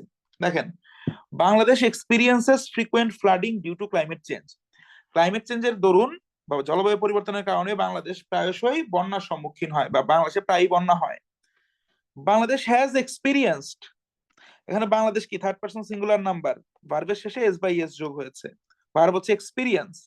এক্সপিরিয়েন্স মানে যেটা অভিজ্ঞতাও যেমন হয়, একই সাথে কোনো কিছু কি, কোনো কিছুর অভিজ্ঞতা নেয়া, কোনো কিছুর মোকাবেলা করা, এক্সপিরিয়েন্স মানে কিন্তু এটাও হয়। এজন্যই আমি বলি ভোকাবুলারি শেখার সময় কখনোই ভোকাবুলারি গুলাকে, শব্দগুলাকে আইসোলেটেড ভাবে শিখতে হয় না, বরঞ্চ সেই শব্দগুলা বিভিন্ন কনটেক্সটে যে বিভিন্ন ভাবে ব্যবহৃত হতে পারে সেই ব্যাপারগুলোকে আমলে নিয়ে শিখতে হয়। তো তাহলে দেখেন, Bangladesh has experienced, present perfect মানে কি? প্রেজেন্ট পারফেক্ট মানে অতীতের ঘটনা কিন্তু যার প্রভাব এখনো বিদ্যমান। বাংলায় আমরা এরকম বলতাম, তাই না? এটাই তো বলতাম নাকি ছোটবেলায়? কথা বলেন। জি স্যার। তাহলে দেখেন, Bangladesh has experienced frequent flooding due to climate change. জলবায়ু পরিবর্তনের কারণে বাংলাদেশ প্রায়ই বন্যার সম্মুখীন হয়েছে। তাহলে দেখেন, আপনি এই রিসেন্ট পাস্টে হয়ে যাওয়া বন্যা নিয়ে যদি আপনি কথা বলতে চান, আপনি কিন্তু এই লাইনটা আপনার জন্য প্রয়োগযোগ্য, এই লাইনটাও কিন্তু প্রয়োগযোগ্য, দুটাই কিন্তু সিমিলার মিনিং এক্সপ্রেস করতেছে। বুঝতে পেরেছেন? কনটেক্সটটা দেখেন, বাংলাদেশের জলবায়ু পরিবর্তনের কারণে প্রায়ই বন্যা হয়, দুইটা লাইনের কোর মিনিং কিন্তু সেইটাই, তাই না? তাহলে দেখেন, এখানে দুইটা যেটা বলেছি, দুইটা কিন্তু পরস্পরের পরিপূরক, যেটা প্রেজেন্ট ইনডিফিনিট এবং প্রেজেন্ট পারফেক্টের ক্ষেত্রে অধিকাংশ ক্ষেত্রেই ঘটে। Climate change related issues threaten coastal communities of Bangladesh. এই যে দুইটা লাইন, এই দুইটা লাইন কিন্তু ক্লাইমেট চেঞ্জ রিলেটেড যে কোনো লেখার মধ্যে আপনি ইনক্লুড করতে পারবেন, আপনার মেমোরাইজিং আইটেমের মধ্যে ঢুকে যাওয়া উচিত। ক্লাইমেট চেঞ্জ রিলেটেড ইস্যুস, জলবায়ু পরিবর্তন জনিত যে সমস্যাগুলো আছে, দেখেন ইস্যুস মানে কিন্তু এখানে বিষয় না, আক্ষরিক অনুবাদ করলে বিষয়, মানে কিন্তু ভাবানুবাদ করলে কি, জলবায়ু পরিবর্তন জনিত সমস্যাগুলো threaten coastal communities of Bangladesh, বাংলাদেশের উপকূলীয় জনগোষ্ঠীর জন্য কি হুমকি স্বরূপ। তাহলে ক্লাইমেট চেঞ্জ রিলেটেড ইস্যুস, যেহেতু ইস্যুস আছে, এই জন্য দেখেন ভার্বটা কি হয়েছে, আমার ভার্বের বেস ফর্ম হয়েছে, ভার্বের শেষে এস বাই এস যোগ হয় নাই। যদি ইস্যু থাকতো এখানে সাবজেক্ট হিসেবে, মানে আপনি যদি ইস্যু লিখতেন, ক্লাইমেট চেঞ্জ রিলেটেড ইস্যু, জলবায়ু পরিবর্তনজনিত সমস্যা, তখন কিন্তু থ্রেটেন দিলে হইতো না, কি দিতে হইতো এখানে? থ্রেটেন্স। বুঝেন তো এটুকু নাকি? না বুঝলেও মাথায় নেন, এই কাজগুলো মাথায় রাখতে হবে, এগুলো করা যাবে না। তাহলে climate change related issues threaten coastal communities of Bangladesh, বাংলাদেশের উপকূলীয় জনগোষ্ঠীর জন্য খুবই কি বিপজ্জনক বা হুমকি স্বরূপ। পরেরটা দেখি, climate change related issues have threatened coastal communities of Bangladesh, জলবায়ু পরিবর্তন জনিত সমস্যাগুলো বাংলাদেশের উপকূলীয় জনগোষ্ঠীকে প্রায়ই হুমকি দিয়েছে বা প্রায়ই হুমকির মুখে ফেলেছে। দুইটাই অর্থবাচকতার দিক দিয়ে ঠিক আছে, কিন্তু আপনি যদি একটা টপিক বর্ণনা করেন, বর্ণনামূলক কনটেক্সটে কিন্তু দেখেন এই লাইন দিলে ভুল হবে, ব্যাপারটা মোটেও এরকম না, কিন্তু প্রেজেন্ট ইনডিফিনিটটা কিন্তু এই ক্ষেত্রে একটু বেশি প্রেফার্ড, তাই না? মিনিং শুনে মনে হচ্ছে না দ্বিতীয়টা দিলে কি ভুল হবে? না, মোটেও ভুল হবে না। আমরা বোঝার চেষ্টা করতেছি, এখানে আমরা প্রেজেন্ট ইনডিফিনিট পারফেক্ট এগুলো আমরা পরিপূরক হিসেবে ব্যবহার করতে পারি, এখানে মেজর ক্রাইম হয় না। দুই একটা ক্ষেত্রে হয়তো অর্থবাচকতায় পরিবর্তন আসতে পারে, খুব বড় ধরনের, সেখানে ঝামেলা হইতে পারে, বেশিরভাগ ক্ষেত্রে এগুলো হয় না।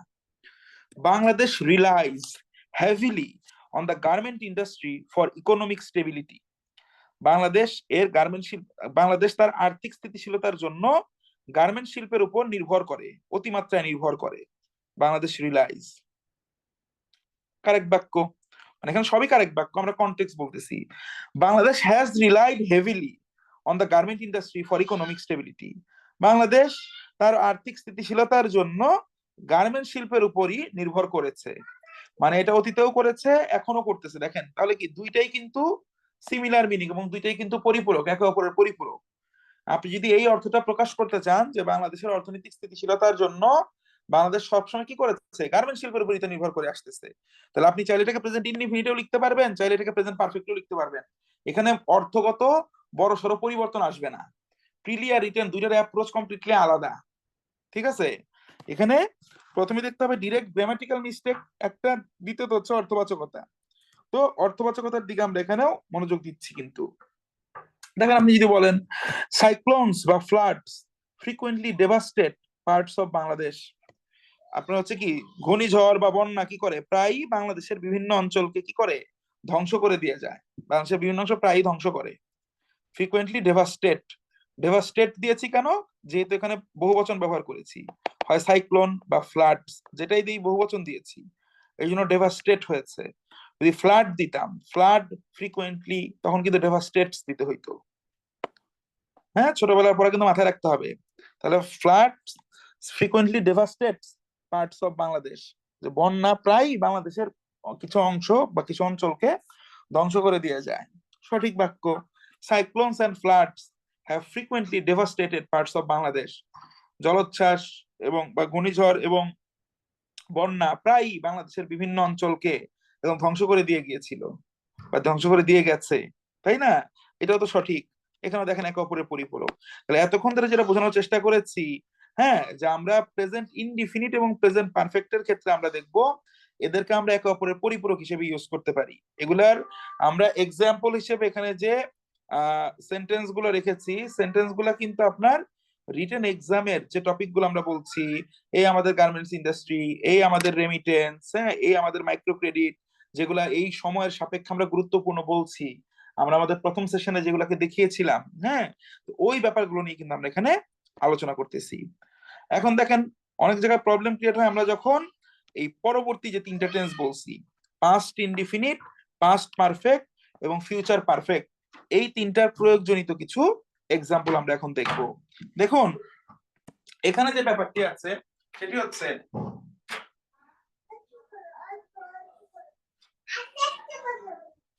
সেটি হচ্ছে প্রথমত পাস্ট ইনডিফিনিট। হ্যাঁ, পাস্ট ইনডিফিনিটের মধ্যে কি অতীতকালে সংঘটিত একটা ঘটনা, বাংলা কথা, খুব সহজ কথা, এটার মধ্যে আর কোনো রকমের ঝামেলা নাই, মডিফিকেশন নাই, কিছু নাই, খুব সিম্পল। পাস্ট পারফেক্টে কি বলা হয়েছে? পাস্ট পারফেক্ট সাধারণত কখন হয়? আইডিয়ালি, একটু বাংলাটা বুঝি। ফিউচার পারফেক্টের বাংলা কিন্তু বলেছি যে ভবিষ্যতে একটা নির্দিষ্ট সময়ে কোনো একটি ঘটনা ঘটবে, ভবিষ্যতে, হ্যাঁ, একটা নির্দিষ্ট সময়ে একটা নির্দিষ্ট ঘটনা ঘটবে, সেই ক্ষেত্রে আমাদের ফিউচার পারফেক্ট টেন্স লাগে। ফিউচার পারফেক্ট টেন্সের মূলত মেইন স্ট্রাকচারটা কি? শ্যাল বা উইল একটা মডেল লাগে, তারপর কি একটা হ্যাভ দিতে হয়, তারপর ভার্বের পাস্ট পার্টিসিপল লাগে। এই অংশটুকু আমাদের মাথায় রাখতে হবে যখন আমরা ফিউচার পারফেক্টের কনটেক্সটে কথা বলবো, ঠিক আছে? আর পাস্ট ইনডিফিনিট মানে স্বাভাবিকভাবে অতীতকালে সংঘটিত একটা ঘটনা। আর পাস্ট পারফেক্ট মানে কি? পাস্ট পারফেক্ট হচ্ছে আইডিয়ালি বা in most of the cases অতীতকালে দুটো ঘটনা সংঘটিত হয়েছে, ইনসিডেন্ট 1, ইনসিডেন্ট 2। এই দুটো ঘটনার মধ্যে যেটি বেশি আগে হয়েছে, অর্থাৎ যেটি বেশি পুরাতন, যেটা বেশি আগে সংঘটিত হয়, সেটা হয় হচ্ছে আমাদের পাস্ট পারফেক্ট। অর্থাৎ সেটা কি হ্যাড প্লাস ভার্বের পাস্ট পার্টিসিপল এই স্ট্রাকচারটা নেয়। আর যেটা তুলনামূলক পরে সংঘটিত হয়েছে, অর্থাৎ তুলনামূলক রিসেন্ট, সেটা হয় হচ্ছে সিম্পল পাস্ট ইনডিফিনিট হয়। অর্থাৎ যেটা বলতে চাচ্ছি, দুই একটা এক্সেপশন ছাড়া প্রায় সকল ক্ষেত্রে, দুই একটা এক্সেপশন ছাড়া প্রায় সকল ক্ষেত্রে পাস্ট পারফেক্ট কখনো একা বসে না, সে আরেকটা ঘটনাকে সাথে নিয়ে বসে, ঠিক আছে? এবং সেটা ব্যাখ্যা করার ক্ষেত্রে আমি এই যে স্ট্রাকচারগত যে ব্যাপারটা আছে এটা আমাদের মনে রাখতে হবে। তো এইটুকু আমলে নিয়ে দেখি কয়েকটা ব্যাপার আমরা একটু বিশ্লেষণ করি। Economic challenges for Bangladesh. Bangladesh faced significant economic challenges after its independence. Bangladesh তার স্বাধীনতা অর্জনের পর বেশ কি গুরুত্বপূর্ণ বেশ কিছু কি অর্থনৈতিক চ্যালেঞ্জ বা অর্থনৈতিক প্রতিবন্ধকতা মোকাবেলা করেছে বা অর্থনৈতিক চ্যালেঞ্জ মোকাবেলা করেছে। বাংলাদেশ তার স্বাধীনতা পর বেশ কিছু অর্থনৈতিক বা বেশ কিছু না বলেন অনেক গুরুত্বপূর্ণ, হ্যাঁ, অর্থনৈতিক চ্যালেঞ্জ মোকাবেলা করেছে। পাস্ট পারফেক্টের মধ্যে কি আছে দেখেন, the government had implemented several policies before the economic crisis deepened. দেখেন, আপনি যদি বর্তমান সময়ের প্রেক্ষিতে একটা লাইন লিখতে চান, এই লাইনটা কিন্তু আপনি লিখতে পারবেন। আপনি আমরা যে সময় রচনা লিখি, চাকরি প্রার্থী হিসেবে আমাদের তো প্রো বাংলাদেশ বা অন্য কথায় প্রো গভর্নমেন্ট লিখতে হয়। তো আমরা সমস্যা, তাহলে আমরা কি বলবো? এই বাক্যটা কিন্তু মানে টাইমলেস, মানে ব্যাপারটা এরকম যে সব সময় ব্যবহার করা যায়। হ্যাঁ, তাহলে কি বলতেছি আমরা এই দ্বিতীয় বাক্যটাতে? The government had implemented several policies, সরকার বেশ কিছু নীতি বাস্তবায়ন করেছিল before the economic crisis deepened, অর্থাৎ অর্থনৈতিক সংকট ঘনীভূত হওয়ার পূর্বেই সরকার বেশ কিছু নীতি বাস্তবায়ন করেছিল। তাহলে দেখেন এখানে দুটো অতীত ঘটনা, একটা হচ্ছে মানে অর্থনৈতিক সংকট ঘনীভূত হওয়া, আর একটা হচ্ছে নীতি বাস্তবায়ন করা। তাহলে কোনটা আগে ঘটেছে? বিফোর আফটার দিয়ে শিখবেন না, কারণ সবসময় যে বিফোর আফটার বাক্যের মাঝখানে থাকবে ব্যাপারটা তো এরকম নাও হইতে পারে। বিফোর দিয়েও তো বাক্য শুরু হইতে পারে। তা আপনারা যারা পড়েন বিফোরের আগে আর আফটারের পরে পাস্ট পারফেক্ট হবে, এটা কিন্তু কখনো কখনো সত্য বা হয়তো সবসময় সত্য, কিন্তু সর্বদা প্রয়োগযোগ্য কোনো নিয়ম এটা না। আপনাকে চিন্তা করতে হবে কোন কাজটা আগে হয়েছে, বেশি আগে হয়েছে। তাহলে সরকার বেশ কিছু নীতি বাস্তবায়ন করেছে কি অর্থনৈতিক সংকট ঘনীভূত হওয়ার পূর্বেই। তাহলে দেখেন দুইটা ঘটনা, পূর্বে ঘটেছে কোনটা? নীতি বাস্তবায়ন করা হয়েছে। এই জন্য এই দেখেন, এই জন্য এখানে কি আমাদের কি আছে? Had implemented several policies. এই যে নীতি বাস্তবায়নটা হয়ে গেছে আমার পাস্ট পারফেক্ট। আর আরেকটা ঘটনা যেটা কি, যে সংকট ঘনীভূত হয়েছিল, সংকটের ঘনীভূত হওয়াটা কি পাস্ট ইনডিফিনিটে আছে। এই যে জাস্ট ডিপেন্ড। এখানে কি ফেস্ট, এই যে বাংলাদেশ মোকাবেলা করেছিল, পাস্ট ইনডিফিনিট। ফিউচার পারফেক্ট আমরা দেখি। আমি বললাম বাই 2030, 2030 সাল নাগাদ Bangladesh will have addressed many of its current economic challenges. 2030 সাল নাগাদ বাংলাদেশ তার বর্তমান অধিকাংশ অর্থনৈতিক চ্যালেঞ্জ মোকাবেলা করে ফেলবে। অ্যাড্রেস মানে তো জানি ঠিকানা, তাহলে অ্যাড্রেস মানে কি ঠিকানা দিয়ে দিবে নাকি? ব্যাপারটা কিন্তু মোটেও এরকম না। অ্যাড্রেস মানে কিন্তু কোনো কিছুর সম্মুখীন হওয়া, মোকাবেলা করা। হ্যাঁ, ব্যাপারগুলো এরকম, কোনো কিছুকে ফেস করা, মিনিং বুঝতে হবে। তাহলে বাই 2030, 2030 সাল নাগাদ, এই যে ভবিষ্যতের একটা সময় বলে দিলাম, বাই 2030, 2030 সালের মধ্যে বা 2030 সালের মাঝে বাংলাদেশ কি করবে? বর্তমান বেশ কিছু অর্থনৈতিক চ্যালেঞ্জ মোকাবেলা করবে। তাহলে দেখেন এই যে ভবিষ্যতে নির্দিষ্ট সময় একটা ঘটনা ঘটে থাকবে, এটা বোঝানোর জন্যই কি ফিউচার পারফেক্ট। এই যে উইল হ্যাভ, ভার্ব হচ্ছে অ্যাড্রেস, এই অ্যাড্রেসের পাস্ট পারফেক্ট হচ্ছে কি অ্যাড্রেসড। তাহলে এই যে ফিউচার পারফেক্টের স্ট্রাকচার। আসেন importance of financial inclusion in Bangladesh, এটি নিয়ে পাস্ট পারফেক্ট বাক্যটা দেখি। বিফোর লঞ্চিং, এই যে দেখেন বিফোর দিয়ে বাক্য শুরু করলাম। Before launching mobile banking services, mobile banking সেবা কি আপনার চালু করার পূর্বে the government had recognised the need for financial inclusion, সরকার আর্থিক অন্তর্ভুক্তির প্রয়োজনীয়তাটা অনুধাবন করেছিল।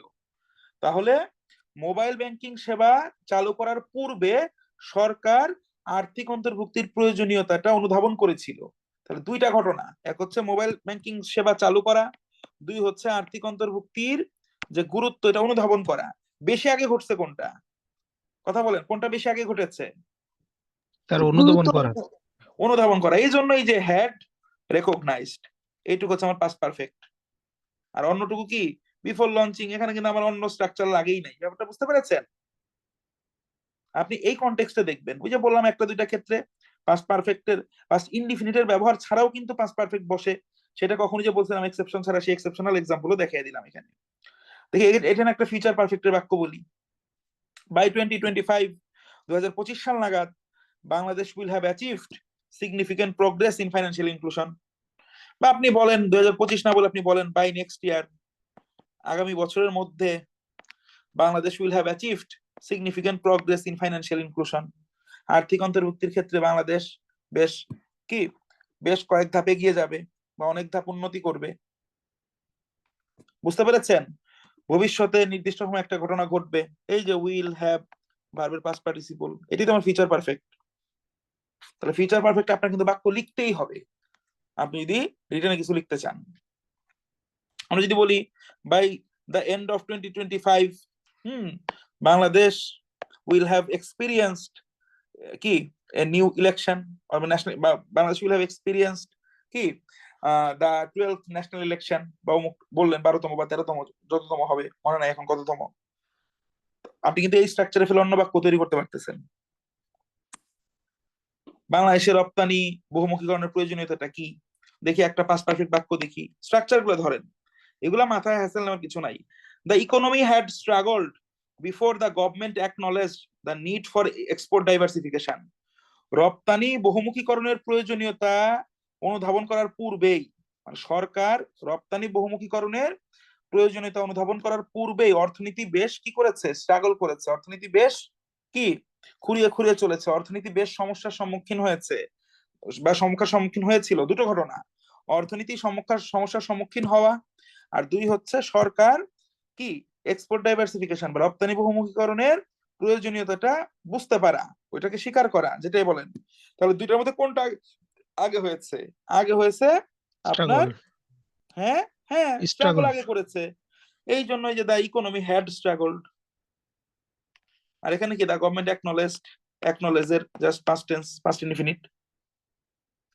দেখেন, বাই দ্য নেক্সট ডেকেড, আগামী দশকের মধ্যে, বাংলাদেশ উইল হ্যাভ ডাইভার্সিফাইড, এই যে will have diversified, future indefinite, sorry future perfect.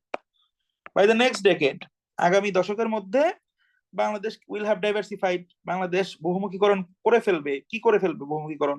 It's export base to reduce economic vulnerability, Bangladesh এর অর্থনৈতিক ভঙ্গুরতা মোকাবেলা করার জন্য, কমানোর জন্য তার অর্থনীতিকে কি করে ফেলবে, তার রপ্তানিকে বহুমুখীকরণ করে ফেলবে। তাহলে ভবিষ্যতে একটা নির্দিষ্ট সময়, এই যে বলেছি বাই দ্য নেক্সট ডেকেড, একটা ঘটনা ঘটে যাবে, এই ফিউচার পারফেক্ট, এটা আমার লাগবেই লাগবে। বুঝতে পারছেন? সিম্পল ফিউচার পারফেক্ট এক্সাম্পল না দিয়ে ওইটা পরে আমাদের জন্য ভালো, নাকি বলেন এই কনটেক্সট গুলো দেখে দেখে আমাদের বাক্য দেখা ভালো? তখন বললাম এলডিসি গ্রাজুয়েশন, বলেন, আপনি বলেন। Sir context sir. অবশ্যই, এটা তো আপনি না বললেন, আপনি যদি বলতেন ওইটা ভালো, তাতে আমি মানতাম না। ব্যাপারটা হচ্ছে এইটাই। তো দেখেন, এই যে বাই 2026, 2026 সালের মধ্যে Bangladesh will have successfully graduated from the LDC category, Bangladesh LDC category থেকে সফলভাবে উত্তরণ করবে 2026 সাল নাগাদ। একটা স্ট্রাকচার পেয়ে গেলেন। হ্যাঁ, এটা প্রচুর লিখতে হয় আমাদের ফিউচার পারফেক্ট, মানে আমাদের এক লাইন দুই লাইন আমাদের লেখা লাগেই, মাস্ট। পাস্ট পারফেক্ট আমাদের লাগে। সব থেকে বেশি ছোট ছোট হাঁটি হাঁটি পাপা করা তাকে শিখতে হবে। এটার আরো অ্যাডভান্স প্রয়োগ, আরো কিউমুলেটিভ প্রয়োগ তো আমি আলটিমেটলি আপনাদের দেখাবো। কিন্তু এখানে আমাদের জানা জিনিসগুলা, এগুলা যে আপনারা জানেন না, আমি নিজেই কিন্তু বলছি ব্যাপারটা মোটেও এরকম না, আপনারা জানেন। যখন আপনারা লিখতে যাবেন, দুঃখজনক হলো সত্য, এখন এখানেও যারা শুনতেছেন আপনাদের অধিকাংশই আছেন এই ভুলগুলোর পুনরাবৃত্তি ঘটাবেন। তাহলে আমাদের এক্সপেকটেশন কি? এই ধরনের ভুলগুলো যাতে পুনরাবৃত্তি না ঘটে, নাকি? এটাই তো আমাদের এক্সপেকটেশন। জি স্যার। তো এই জন্য এই যে আউটলাইন বা বিভিন্ন টপিক গুলো আপনাদের উপর দিচ্ছে, যে ইম্পর্টেন্স অফ কমিউনাল হারমোনি, এটা নিয়ে কিন্তু আমরা ইতিমধ্যে আগেও কথা বলছি না? ওই যে উপরে এক্সাম্পলও দেখেছি না? তো দেখেন, একটা বিষয় নিয়ে যখন আপনি এভাবে আপনার বেসিক গ্রামাটিক্যাল আইটেম গুলোকে আপনি প্র্যাকটিস করতেছেন, আমি কিন্তু এখানে আপনার গ্রামার সব পড়াইতে বসি না, আপনাকে যেটা আমি রিমাইন্ডার দিচ্ছি যে ফাইনালি আপনাকে যদি দুটো সেশনে বলতে হয় যে আপনার রাইটিং এর বেসিক কোন জায়গাগুলোতে আপনাকে ইমপ্রুভ করতে হবে, যে জায়গাগুলোর প্রতি নজর দিলে আপনার লেখাটা খুব পচা লেভেলে পতিত হবে না, তুলনামূলক কম মন্দ ক্যাটাগরিতে থাকবে, এবং কিছু বিশেষায়িত জ্ঞান যখন আপনার থাকবে এবং এই বাক্যগুলো তৈরি করার সক্ষমতা যখন আপনার থাকবে, তখন দেখবেন আপনি খুব আউটস্ট্যান্ডিং লেভেলের লেখা লিখতেছেন, খুব আউটস্ট্যান্ডিং লেভেলের লেখা লিখবেন, কোনো ধরনের সন্দেহ ছাড়াই। ঠিক আছে? আমরা আমাদের পরের সেশনটাতে মূলত এই সংক্রান্ত সাবজেক্ট ভার্ব এগ্রিমেন্ট, এটার প্রয়োগ, সিম্পল কমপ্লেক্স কম্পাউন্ড সেন্টেন্সের বিভিন্ন ফরম্যাটে প্রয়োগ, হ্যাঁ, এবং সকল ক্ষেত্রেই দেখবেন আমরা ওই যে নর্মাল, ওই যে কি বল, আমরা গ্রামারের উদাহরণ শেখার সময় যে সস্তা বাক্য শিখছি এরকম সস্তা বাক্য না, আমরা এই ধরনের প্রচলিত বিষয়, যে বিষয়গুলো নিয়ে আমাদের মূলত লাইন্স গুলো লিখতে হবে, আমরা কিন্তু সেগুলোর উপর ভিত্তি করে এই কন্টেন্ট গুলাকে কামলে নিব, যাতে করে আমাদের বেসিকের পার্ট গুলো আমরা ধীরে ধীরে বুঝতে পারি, যে আমাদের ধীরে ধীরে কোথায় কোথায় আসলে আমাদের আলটিমেটলি আমাদের ফাইন টিউনিং গুলা করতে হবে। বুঝতে পারছেন? যারা ভালো ইংরেজি বাক্য মোটামুটি লিখতে পারেন তাদের জন্য এই সেশন কতটুকু গুরুত্বপূর্ণ আমি জানি না, শুরুতেই বলেছি কন্টেন্টের ভিত্তিতে এগুলো অবশ্যই গুরুত্বপূর্ণ, কন্টেন্ট গুলোর দিকে আপনারা যদি মনোযোগ দেন আপনাদের ডেফিনেটলি আপনাদের হেল্প হবে। ওকে, আচ্ছা, regarding the last classes, let's say the translation classes that we have already conducted, অথবা হচ্ছে আমাদের রিডিং কম্প্রিহেনশন আমাদের কোয়েশ্চেন অ্যান্সার টেকনিক যেটা আর কি, এরপর হচ্ছে আমাদের সামারি বা প্রেসি রাইটিং সেশনস। সো এই সেশন গুলা এখন তো আমরা যেটা দেখছি বেসিক কিছু বিষয় আমাদের মাথায় থাকবে, এগুলোর আলটিমেটলি ইমপ্লিমেন্টেশন হবে আপনাদের মূল পরীক্ষাতে। এই ব্যাপারগুলা কি আপনারা মানে একটু ডিফারেন্ট ইনসাইট পাচ্ছেন? জি স্যার। স্যার একটা কোশ্চেন ছিল। জি বলুন। স্যার রিডিং কম্প্রিহেনশন যে আপনি হচ্ছে আইবি এর কোশ্চেন গুলো দেখতে বলেছিলেন, তো এগুলো তো দেখছি, এর এর সাথে সাথে কি বুকস ফলো করেন না? যেমন মানে কোনো মানে আমি জানতে চাচ্ছি যে ধরেন সব কোনো একটা রিডিং করলে যেমন হচ্ছে পেপার যখন আমরা পড়ি, আসলে স্যার ওই ক্ষেত্রে আমি বুঝতে পারি না যে কোন কোন জিনিসগুলো আসলে বেশি আমলে নিয়ে পড়া উচিত। হ্যাঁ হ্যাঁ, পেপার আমি এই এই রিডিং পার্ট কম্প্রিহেনশন। এই পার্টটা কমপ্লিটলি আপনার ক্লিয়ার হবে না। আপনারা যারা মানে আমাদের নতুন ব্যাচ, আমাদের যে নতুন ব্যাচটা হ্যাঁ স্যার, এটা বিসিএস এ, আরেকটা কোশ্চেন ছিল। হ্যাঁ হ্যাঁ হ্যাঁ, বুঝলি আমি তো? এগুলা প্রত্যেকটা আপনাদের যে কোয়েরি, যেখানে আপনাদের মানে একজন জব প্রার্থী যেখানে যেখানে তার মনে যেগুলো প্রশ্ন আসে, আমি হুম। সবগুলা পার্টকে ওভাবেই আমি আলটিমেটলি ডিজাইন করে আমার প্রোগ্রামটাকে নামিয়েছি। আমি যখন আপনাকে আইডিয়া জেনারেশনের যে সেশন গুলো আপনাদের হবে, তখন দেখবেন এটা অটোমেটিক্যালি আপনার কাছে ক্লিয়ার হয়ে যাচ্ছে। বুঝতে পেরেছেন? কারণ আপনাদের আহ, সাথে আমাদের এখানে কয়েকজন আরো ক্লাস করছে, তাদের আইডিয়া জেনারেশনের ক্লাস হয়েছে, তারা পূর্বের ব্যাচের। হ্যাঁ, তারা কিন্তু জি স্যার। জানে, তারা তাদের সাথে ফিনান্সিয়াল ইনক্লুশন বলেন, কমিউনাল হুম, হারমোনি বলেন, এগুলো নিয়ে কিন্তু তাদের সাথে ডিসকাশন হয়েছে। তো এগুলো হয়ে গেলে পত্র জি পত্রিকার কোন স্যার। বিষয়গুলো আপনার জন্য খুব প্রাসঙ্গিক, যেগুলো আপনাদের জন্য অবশ্যই দেখতে হবে, কোন লাইন্স গুলো গুরুত্বপূর্ণ, সেই সম্পর্কে আপনার ক্ল্যারিটি চলে আসবে বোন। এটা নিয়ে আপনি ভাবিত হবেন না। ঠিক আছে? না না স্যার, এটা জানার স্যার আরেকটা জিনিস জানার ছিল, সেটা হচ্ছে কিছুটা অপ্রাসঙ্গিক হয়ে যাচ্ছে এই ক্ষেত্রে। স্যার মানে আপনার একটা নতুন ব্যাচ আসতে যাচ্ছে ফোকাসের উপর। জি জি জি, শুধু আলাদা ফোকাসের উপর না আমাদের। কি বিষয় বলুন। স্যার আসলে কি আমার আমি হচ্ছে আপনাদের যারা আর কি আমাকে ফোন দিয়েছিল তো আপনাদের সেন্টার থেকে, অ্যাকচুয়ালি আমি ওনাকে জানার জন্য জিজ্ঞেস করেছিলাম, উনি ক্লিয়ারলি বলতে পারেনি, তো স্যার সরি এই জন্য আপনাকে ডিস্টার্ব করছি এখানে। সেটা হচ্ছে আচ্ছা, আমি স্যার। আমি আমি কোয়েশ্চেন নিচ্ছি, আমি আপনার এই স্পেসিফিক কোয়েশ্চেন আমি নিচ্ছি, আমি আপনাকে এই আমাদের এই সেশনটা এন্ড করি, আমরা রেকর্ডটা ক্লোজ করি, করে আমি আপনার কোয়েশ্চেন উত্তর দিচ্ছি। হ্যাঁ ঠিক আছে। আচ্ছা, থ্যাংক ওকে। ইউ। তো আমাদের বেসিকের যে সেশনগুলো থাকবে, যেমন আজকে আমি আপনাকে আমি যে দুটো পার্ট দেখিয়েছি, টেন্স এবং হচ্ছে আমাদের পার্টিসিপেন্ট স্পিচের মিস ইউজ জনিত যে সব থেকে কোর যে প্রবলেম গুলা, এই প্রবলেম গুলোর সাথে এখানে আরেকটা পার্ট আছে দেখেন। এই পার্টটা হচ্ছে যেটা আমি ইতোমধ্যে আপনাদেরকে বলা মানে বলতেছিলাম বিভিন্ন বাক্য বলার সময়, subject verb agreement related issues. ঠিক আছে? এইটা কিন্তু অ্যাকচুয়ালি আপনাদের আহ আমি সবকিছুকে আপনাদের জন্য আন্ডারস্ট্যান্ডেবল ফরম্যাটেই আমি ডেলিভার করার চেষ্টা করি। তারপরও এই বাক্যগুলো আপনারা পড়বেন, এই বাক্যগুলোও কিন্তু আমি বিভিন্ন টপিকের উপর ধরে ধরে দিয়েছি দেখেন। আমি আপনাকে বেশ কিছু এক্সাম্পল দিলাম, ধরেন এখানে আমি দিয়ে দিলাম বাংলাদেশের কি রেমিটেন্সের গুরুত্বটা কি, সমস্যাটা কি এবং এর সম্ভাবনাটা কি। এর উপর দেখেন 5টা ভিন্ন ভিন্ন বাক্য লেখা হয়েছে। ঠিক আছে? এবং এই 5টা বাক্যের কোথাও কোথাও আমরা ভার্বের সঠিক প্রয়োগ করেছি, কোথাও কোথাও ভুল প্রয়োগ করেছি। তো এই জিনিসগুলো আপনাদের একটু থরলি একটু গো থ্রু করতে হবে। যারা আগেও গিয়েছেন তারা এবার একবার গো থ্রু করবেন, করে এইখানকার কোনো কনটেক্সট যদি আপনি না বুঝেন, কোনো জিনিস যদি আপনার কাছে অস্পষ্ট লাগে যে না এই বাক্যটা এভাবে কেন হইলো, যদিও এটা হওয়ার কথাই না, কারণ এগুলো একদম বেসিক গ্রামার, যেগুলো না পড়ে আপনি কখনোই রিটেন পরীক্ষার জন্য কোয়ালিফাইড হন নাই, মোটেও আপনি রিটেন পরীক্ষার জন্য কোয়ালিফাইড হন নাই। ঠিক আছে? সো এই যে বিষয়টার কথা আমি বলতেছি, এই এই বিষয়টা আপনি পুরোপুরি একবার গোথ্রু যদি করেন, তাহলে দেখবেন আমরা অ্যাকচুয়ালি রিটেনের ক্ষেত্রে যে ভুলগুলা করি, অনেকের আছে আমাদের মৌখিক জ্ঞান খুব ভালো, I am being dead honest with you, যে মৌখিক জ্ঞান খুব ভালো, ঠিক আছে, কিন্তু লিখতে গেলে আমরা হজবরল বানিয়ে ফেলি। আমরা বুঝি অনেক, না আমার ব্রেনে নলেজও আছে, মানে আমার ব্রেনে তথ্য আছে, তথ্যটাকে আমরা খাতায় কনভার্ট করতে পারি না। এই ধরনের মানে ফ্যাসাদে কিন্তু আমরা অনেকেই পড়ি। ঠিক আছে? তো ওই ফ্যাসাদ গুলো থেকে যদি উত্তরণ করতে হয়, তাহলে এই যে দুইটা সেশন আমরা সামারাইজ করতেছি আমাদের রাইটিং এর বেসিক্স গুলা, এগুলাতে আমি এই যে আপনার ক্লাসের কন্টেন্ট যেগুলো দিচ্ছি, এগুলা যদি আপনারা একটু প্রপারলি গো থ্রু করেন, তাহলে আপনাদের সেই জায়গাটাতে যথেষ্ট লেভেলের আরো নতুন করে ক্ল্যারিটি আসবে। এবং এই ক্ল্যারিটিটা অ্যাচিভ করা হচ্ছে আমাদের মূল দায়িত্ব। যেমন একটা জিনিস বলি, এনপিএল নিয়ে কিন্তু ইতিমধ্যেও বলেছি। দেখেন, আমরা যদি এখানে দেখি, the level of NPLs in the banking system has been increasing steadily. আপনারা যারা সাবজেক্ট ভার্ব এগ্রিমেন্টের ক্লাস মানে আপনারা যারা প্রিলিমিনারি অবশ্যই পড়ে এসেছেন, আপনারা জানেন হ্যাজ হচ্ছে একটা সিঙ্গুলার ভার্ব ফর্ম, আর হ্যাভ হচ্ছে একটা প্লুরাল ভার্ব ফর্ম, তাই না? তাই নয় কি? থার্ড পারসন সিঙ্গুলার বা প্লুরালের ক্ষেত্রে কি সিঙ্গুলার হলে কি হয়? হ্যাজ হয়, Yes, প্লুরাল হলে হ্যাভ হয়। এটা have, আমরা জানি না? এটা তো আমরা জানি। তাহলে দেখেন, দ্য লেভেল অফ এনপিএলস, অর্থাৎ খেলাপি ঋণের যে কি মাত্রা, in the banking system, banking খাতে ব্যাংকিং ব্যবস্থায় খেলাপি ঋণের মাত্রা হ্যাজ বিন ইনক্রিজিং স্টেডিলি, এইটা খুব স্থিতিশীল ভাবে বা খুব শক্তিশালী ভাবে বৃদ্ধি পাচ্ছে। ব্যাংকিং খাতে বা ব্যাংক ব্যবস্থায় খেলাপি ঋণের মাত্রা খুব দ্রুত বৃদ্ধি পাচ্ছে। এই দেখেন এখানে আমার সাবজেক্ট কি, দা লেভেল। এই লেভেলটা কিন্তু কি আমার সিঙ্গুলার ফেনোমেনা, এই জন্য কিন্তু আমার কি হচ্ছে দেখেন হ্যাজ বিন হচ্ছে, অর্থাৎ এখানে সাবজেক্ট এবং ভার্বের সঠিক প্রয়োগ আছে। তো যখন আমি এখানে যাচ্ছি দেখেন হাই লেভেলস অফ এনপিএলস, খেলাপি ঋণগুলোর উচ্চ মাত্রাগুলো, হাই লেভেলস, আমি এখানে প্লুরাল ফর্ম ব্যবহার করেছি কজেস। এটার ফলে কি হয়, financial stability in the economy. দেখেন এখানে আমার সাবজেক্টটা কি, হাই লেভেলস অফ এনপিএল। তাহলে হাই লেভেলস এটা অবশ্যই একটা প্লুরাল ফেনোমেনা। প্লুরাল ফেনোমেনার ক্ষেত্রে আমার যে ভার্বটা আছে, ভার্বটা অবশ্যই প্লুরাল হবে। প্রেজেন্ট টেন্সে প্লুরাল ভার্বের সাথে কি কখনো কি এস বাই এস যোগ হয়? জি না স্যার। না সাবজেক্ট অবশ্যই কি হবে এখানে, কজ হবে। এই যে এখানে লিখে দিয়েছি কারেক্ট কি, কজ। বুঝতে পেরেছেন আমি কোন কনটেক্সটে বাক্যগুলো দিয়েছি?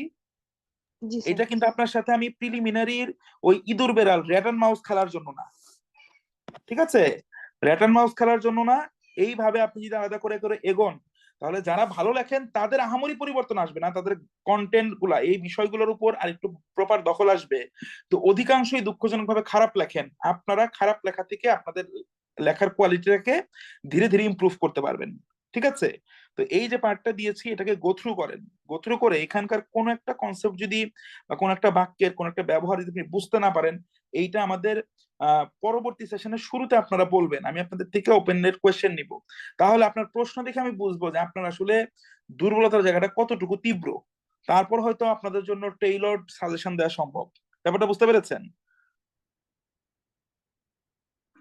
জি জি স্যার। স্যার। সো আমরা আমাদের বেসিক্স ফর রাইটিং এর সেকেন্ড সেশন আমরা এই জায়গাটা থেকে কন্টিনিউ করব। আমাদের এই পর্যন্তই থাকবে। আমরা পরবর্তী দিনে আরেকটা কন্টেন্ট যাবে, সেগুলো আপনি একটু দেখতে থাকেন। আমরা সেই ক্লাসটা ওইভাবে কন্ডাক্ট করব, ঠিক আছে? আর আপু আপনার যে কোয়েশ্চেনটা ছিল এটা আপনি কাইন্ডলি আমাদের একটু এখনই, মানে এটা আমরা এই ওপেন প্ল্যাটফর্ম ইন্ডিভিজুয়াল কোয়েশ্চেন তো একটু অপ্রাসঙ্গিক, আপনি একটু আমাদের হটলাইনে আজকে আপনি এই 9টার সময় ফোন দেন। আমি আপনার যে কোয়েশ্চেনটা আমি বুঝতে পেরেছি আমি তাকে প্রপারলি এটা বুঝিয়ে রাখতেছি, সে আপনাকে অ্যান্সারটা দিয়ে দিবে, ঠিক আছে? ঠিক ওকে, আছে স্যার, থ্যাংক ইউ। জি জি জি, আসসালামু আলাইকুম।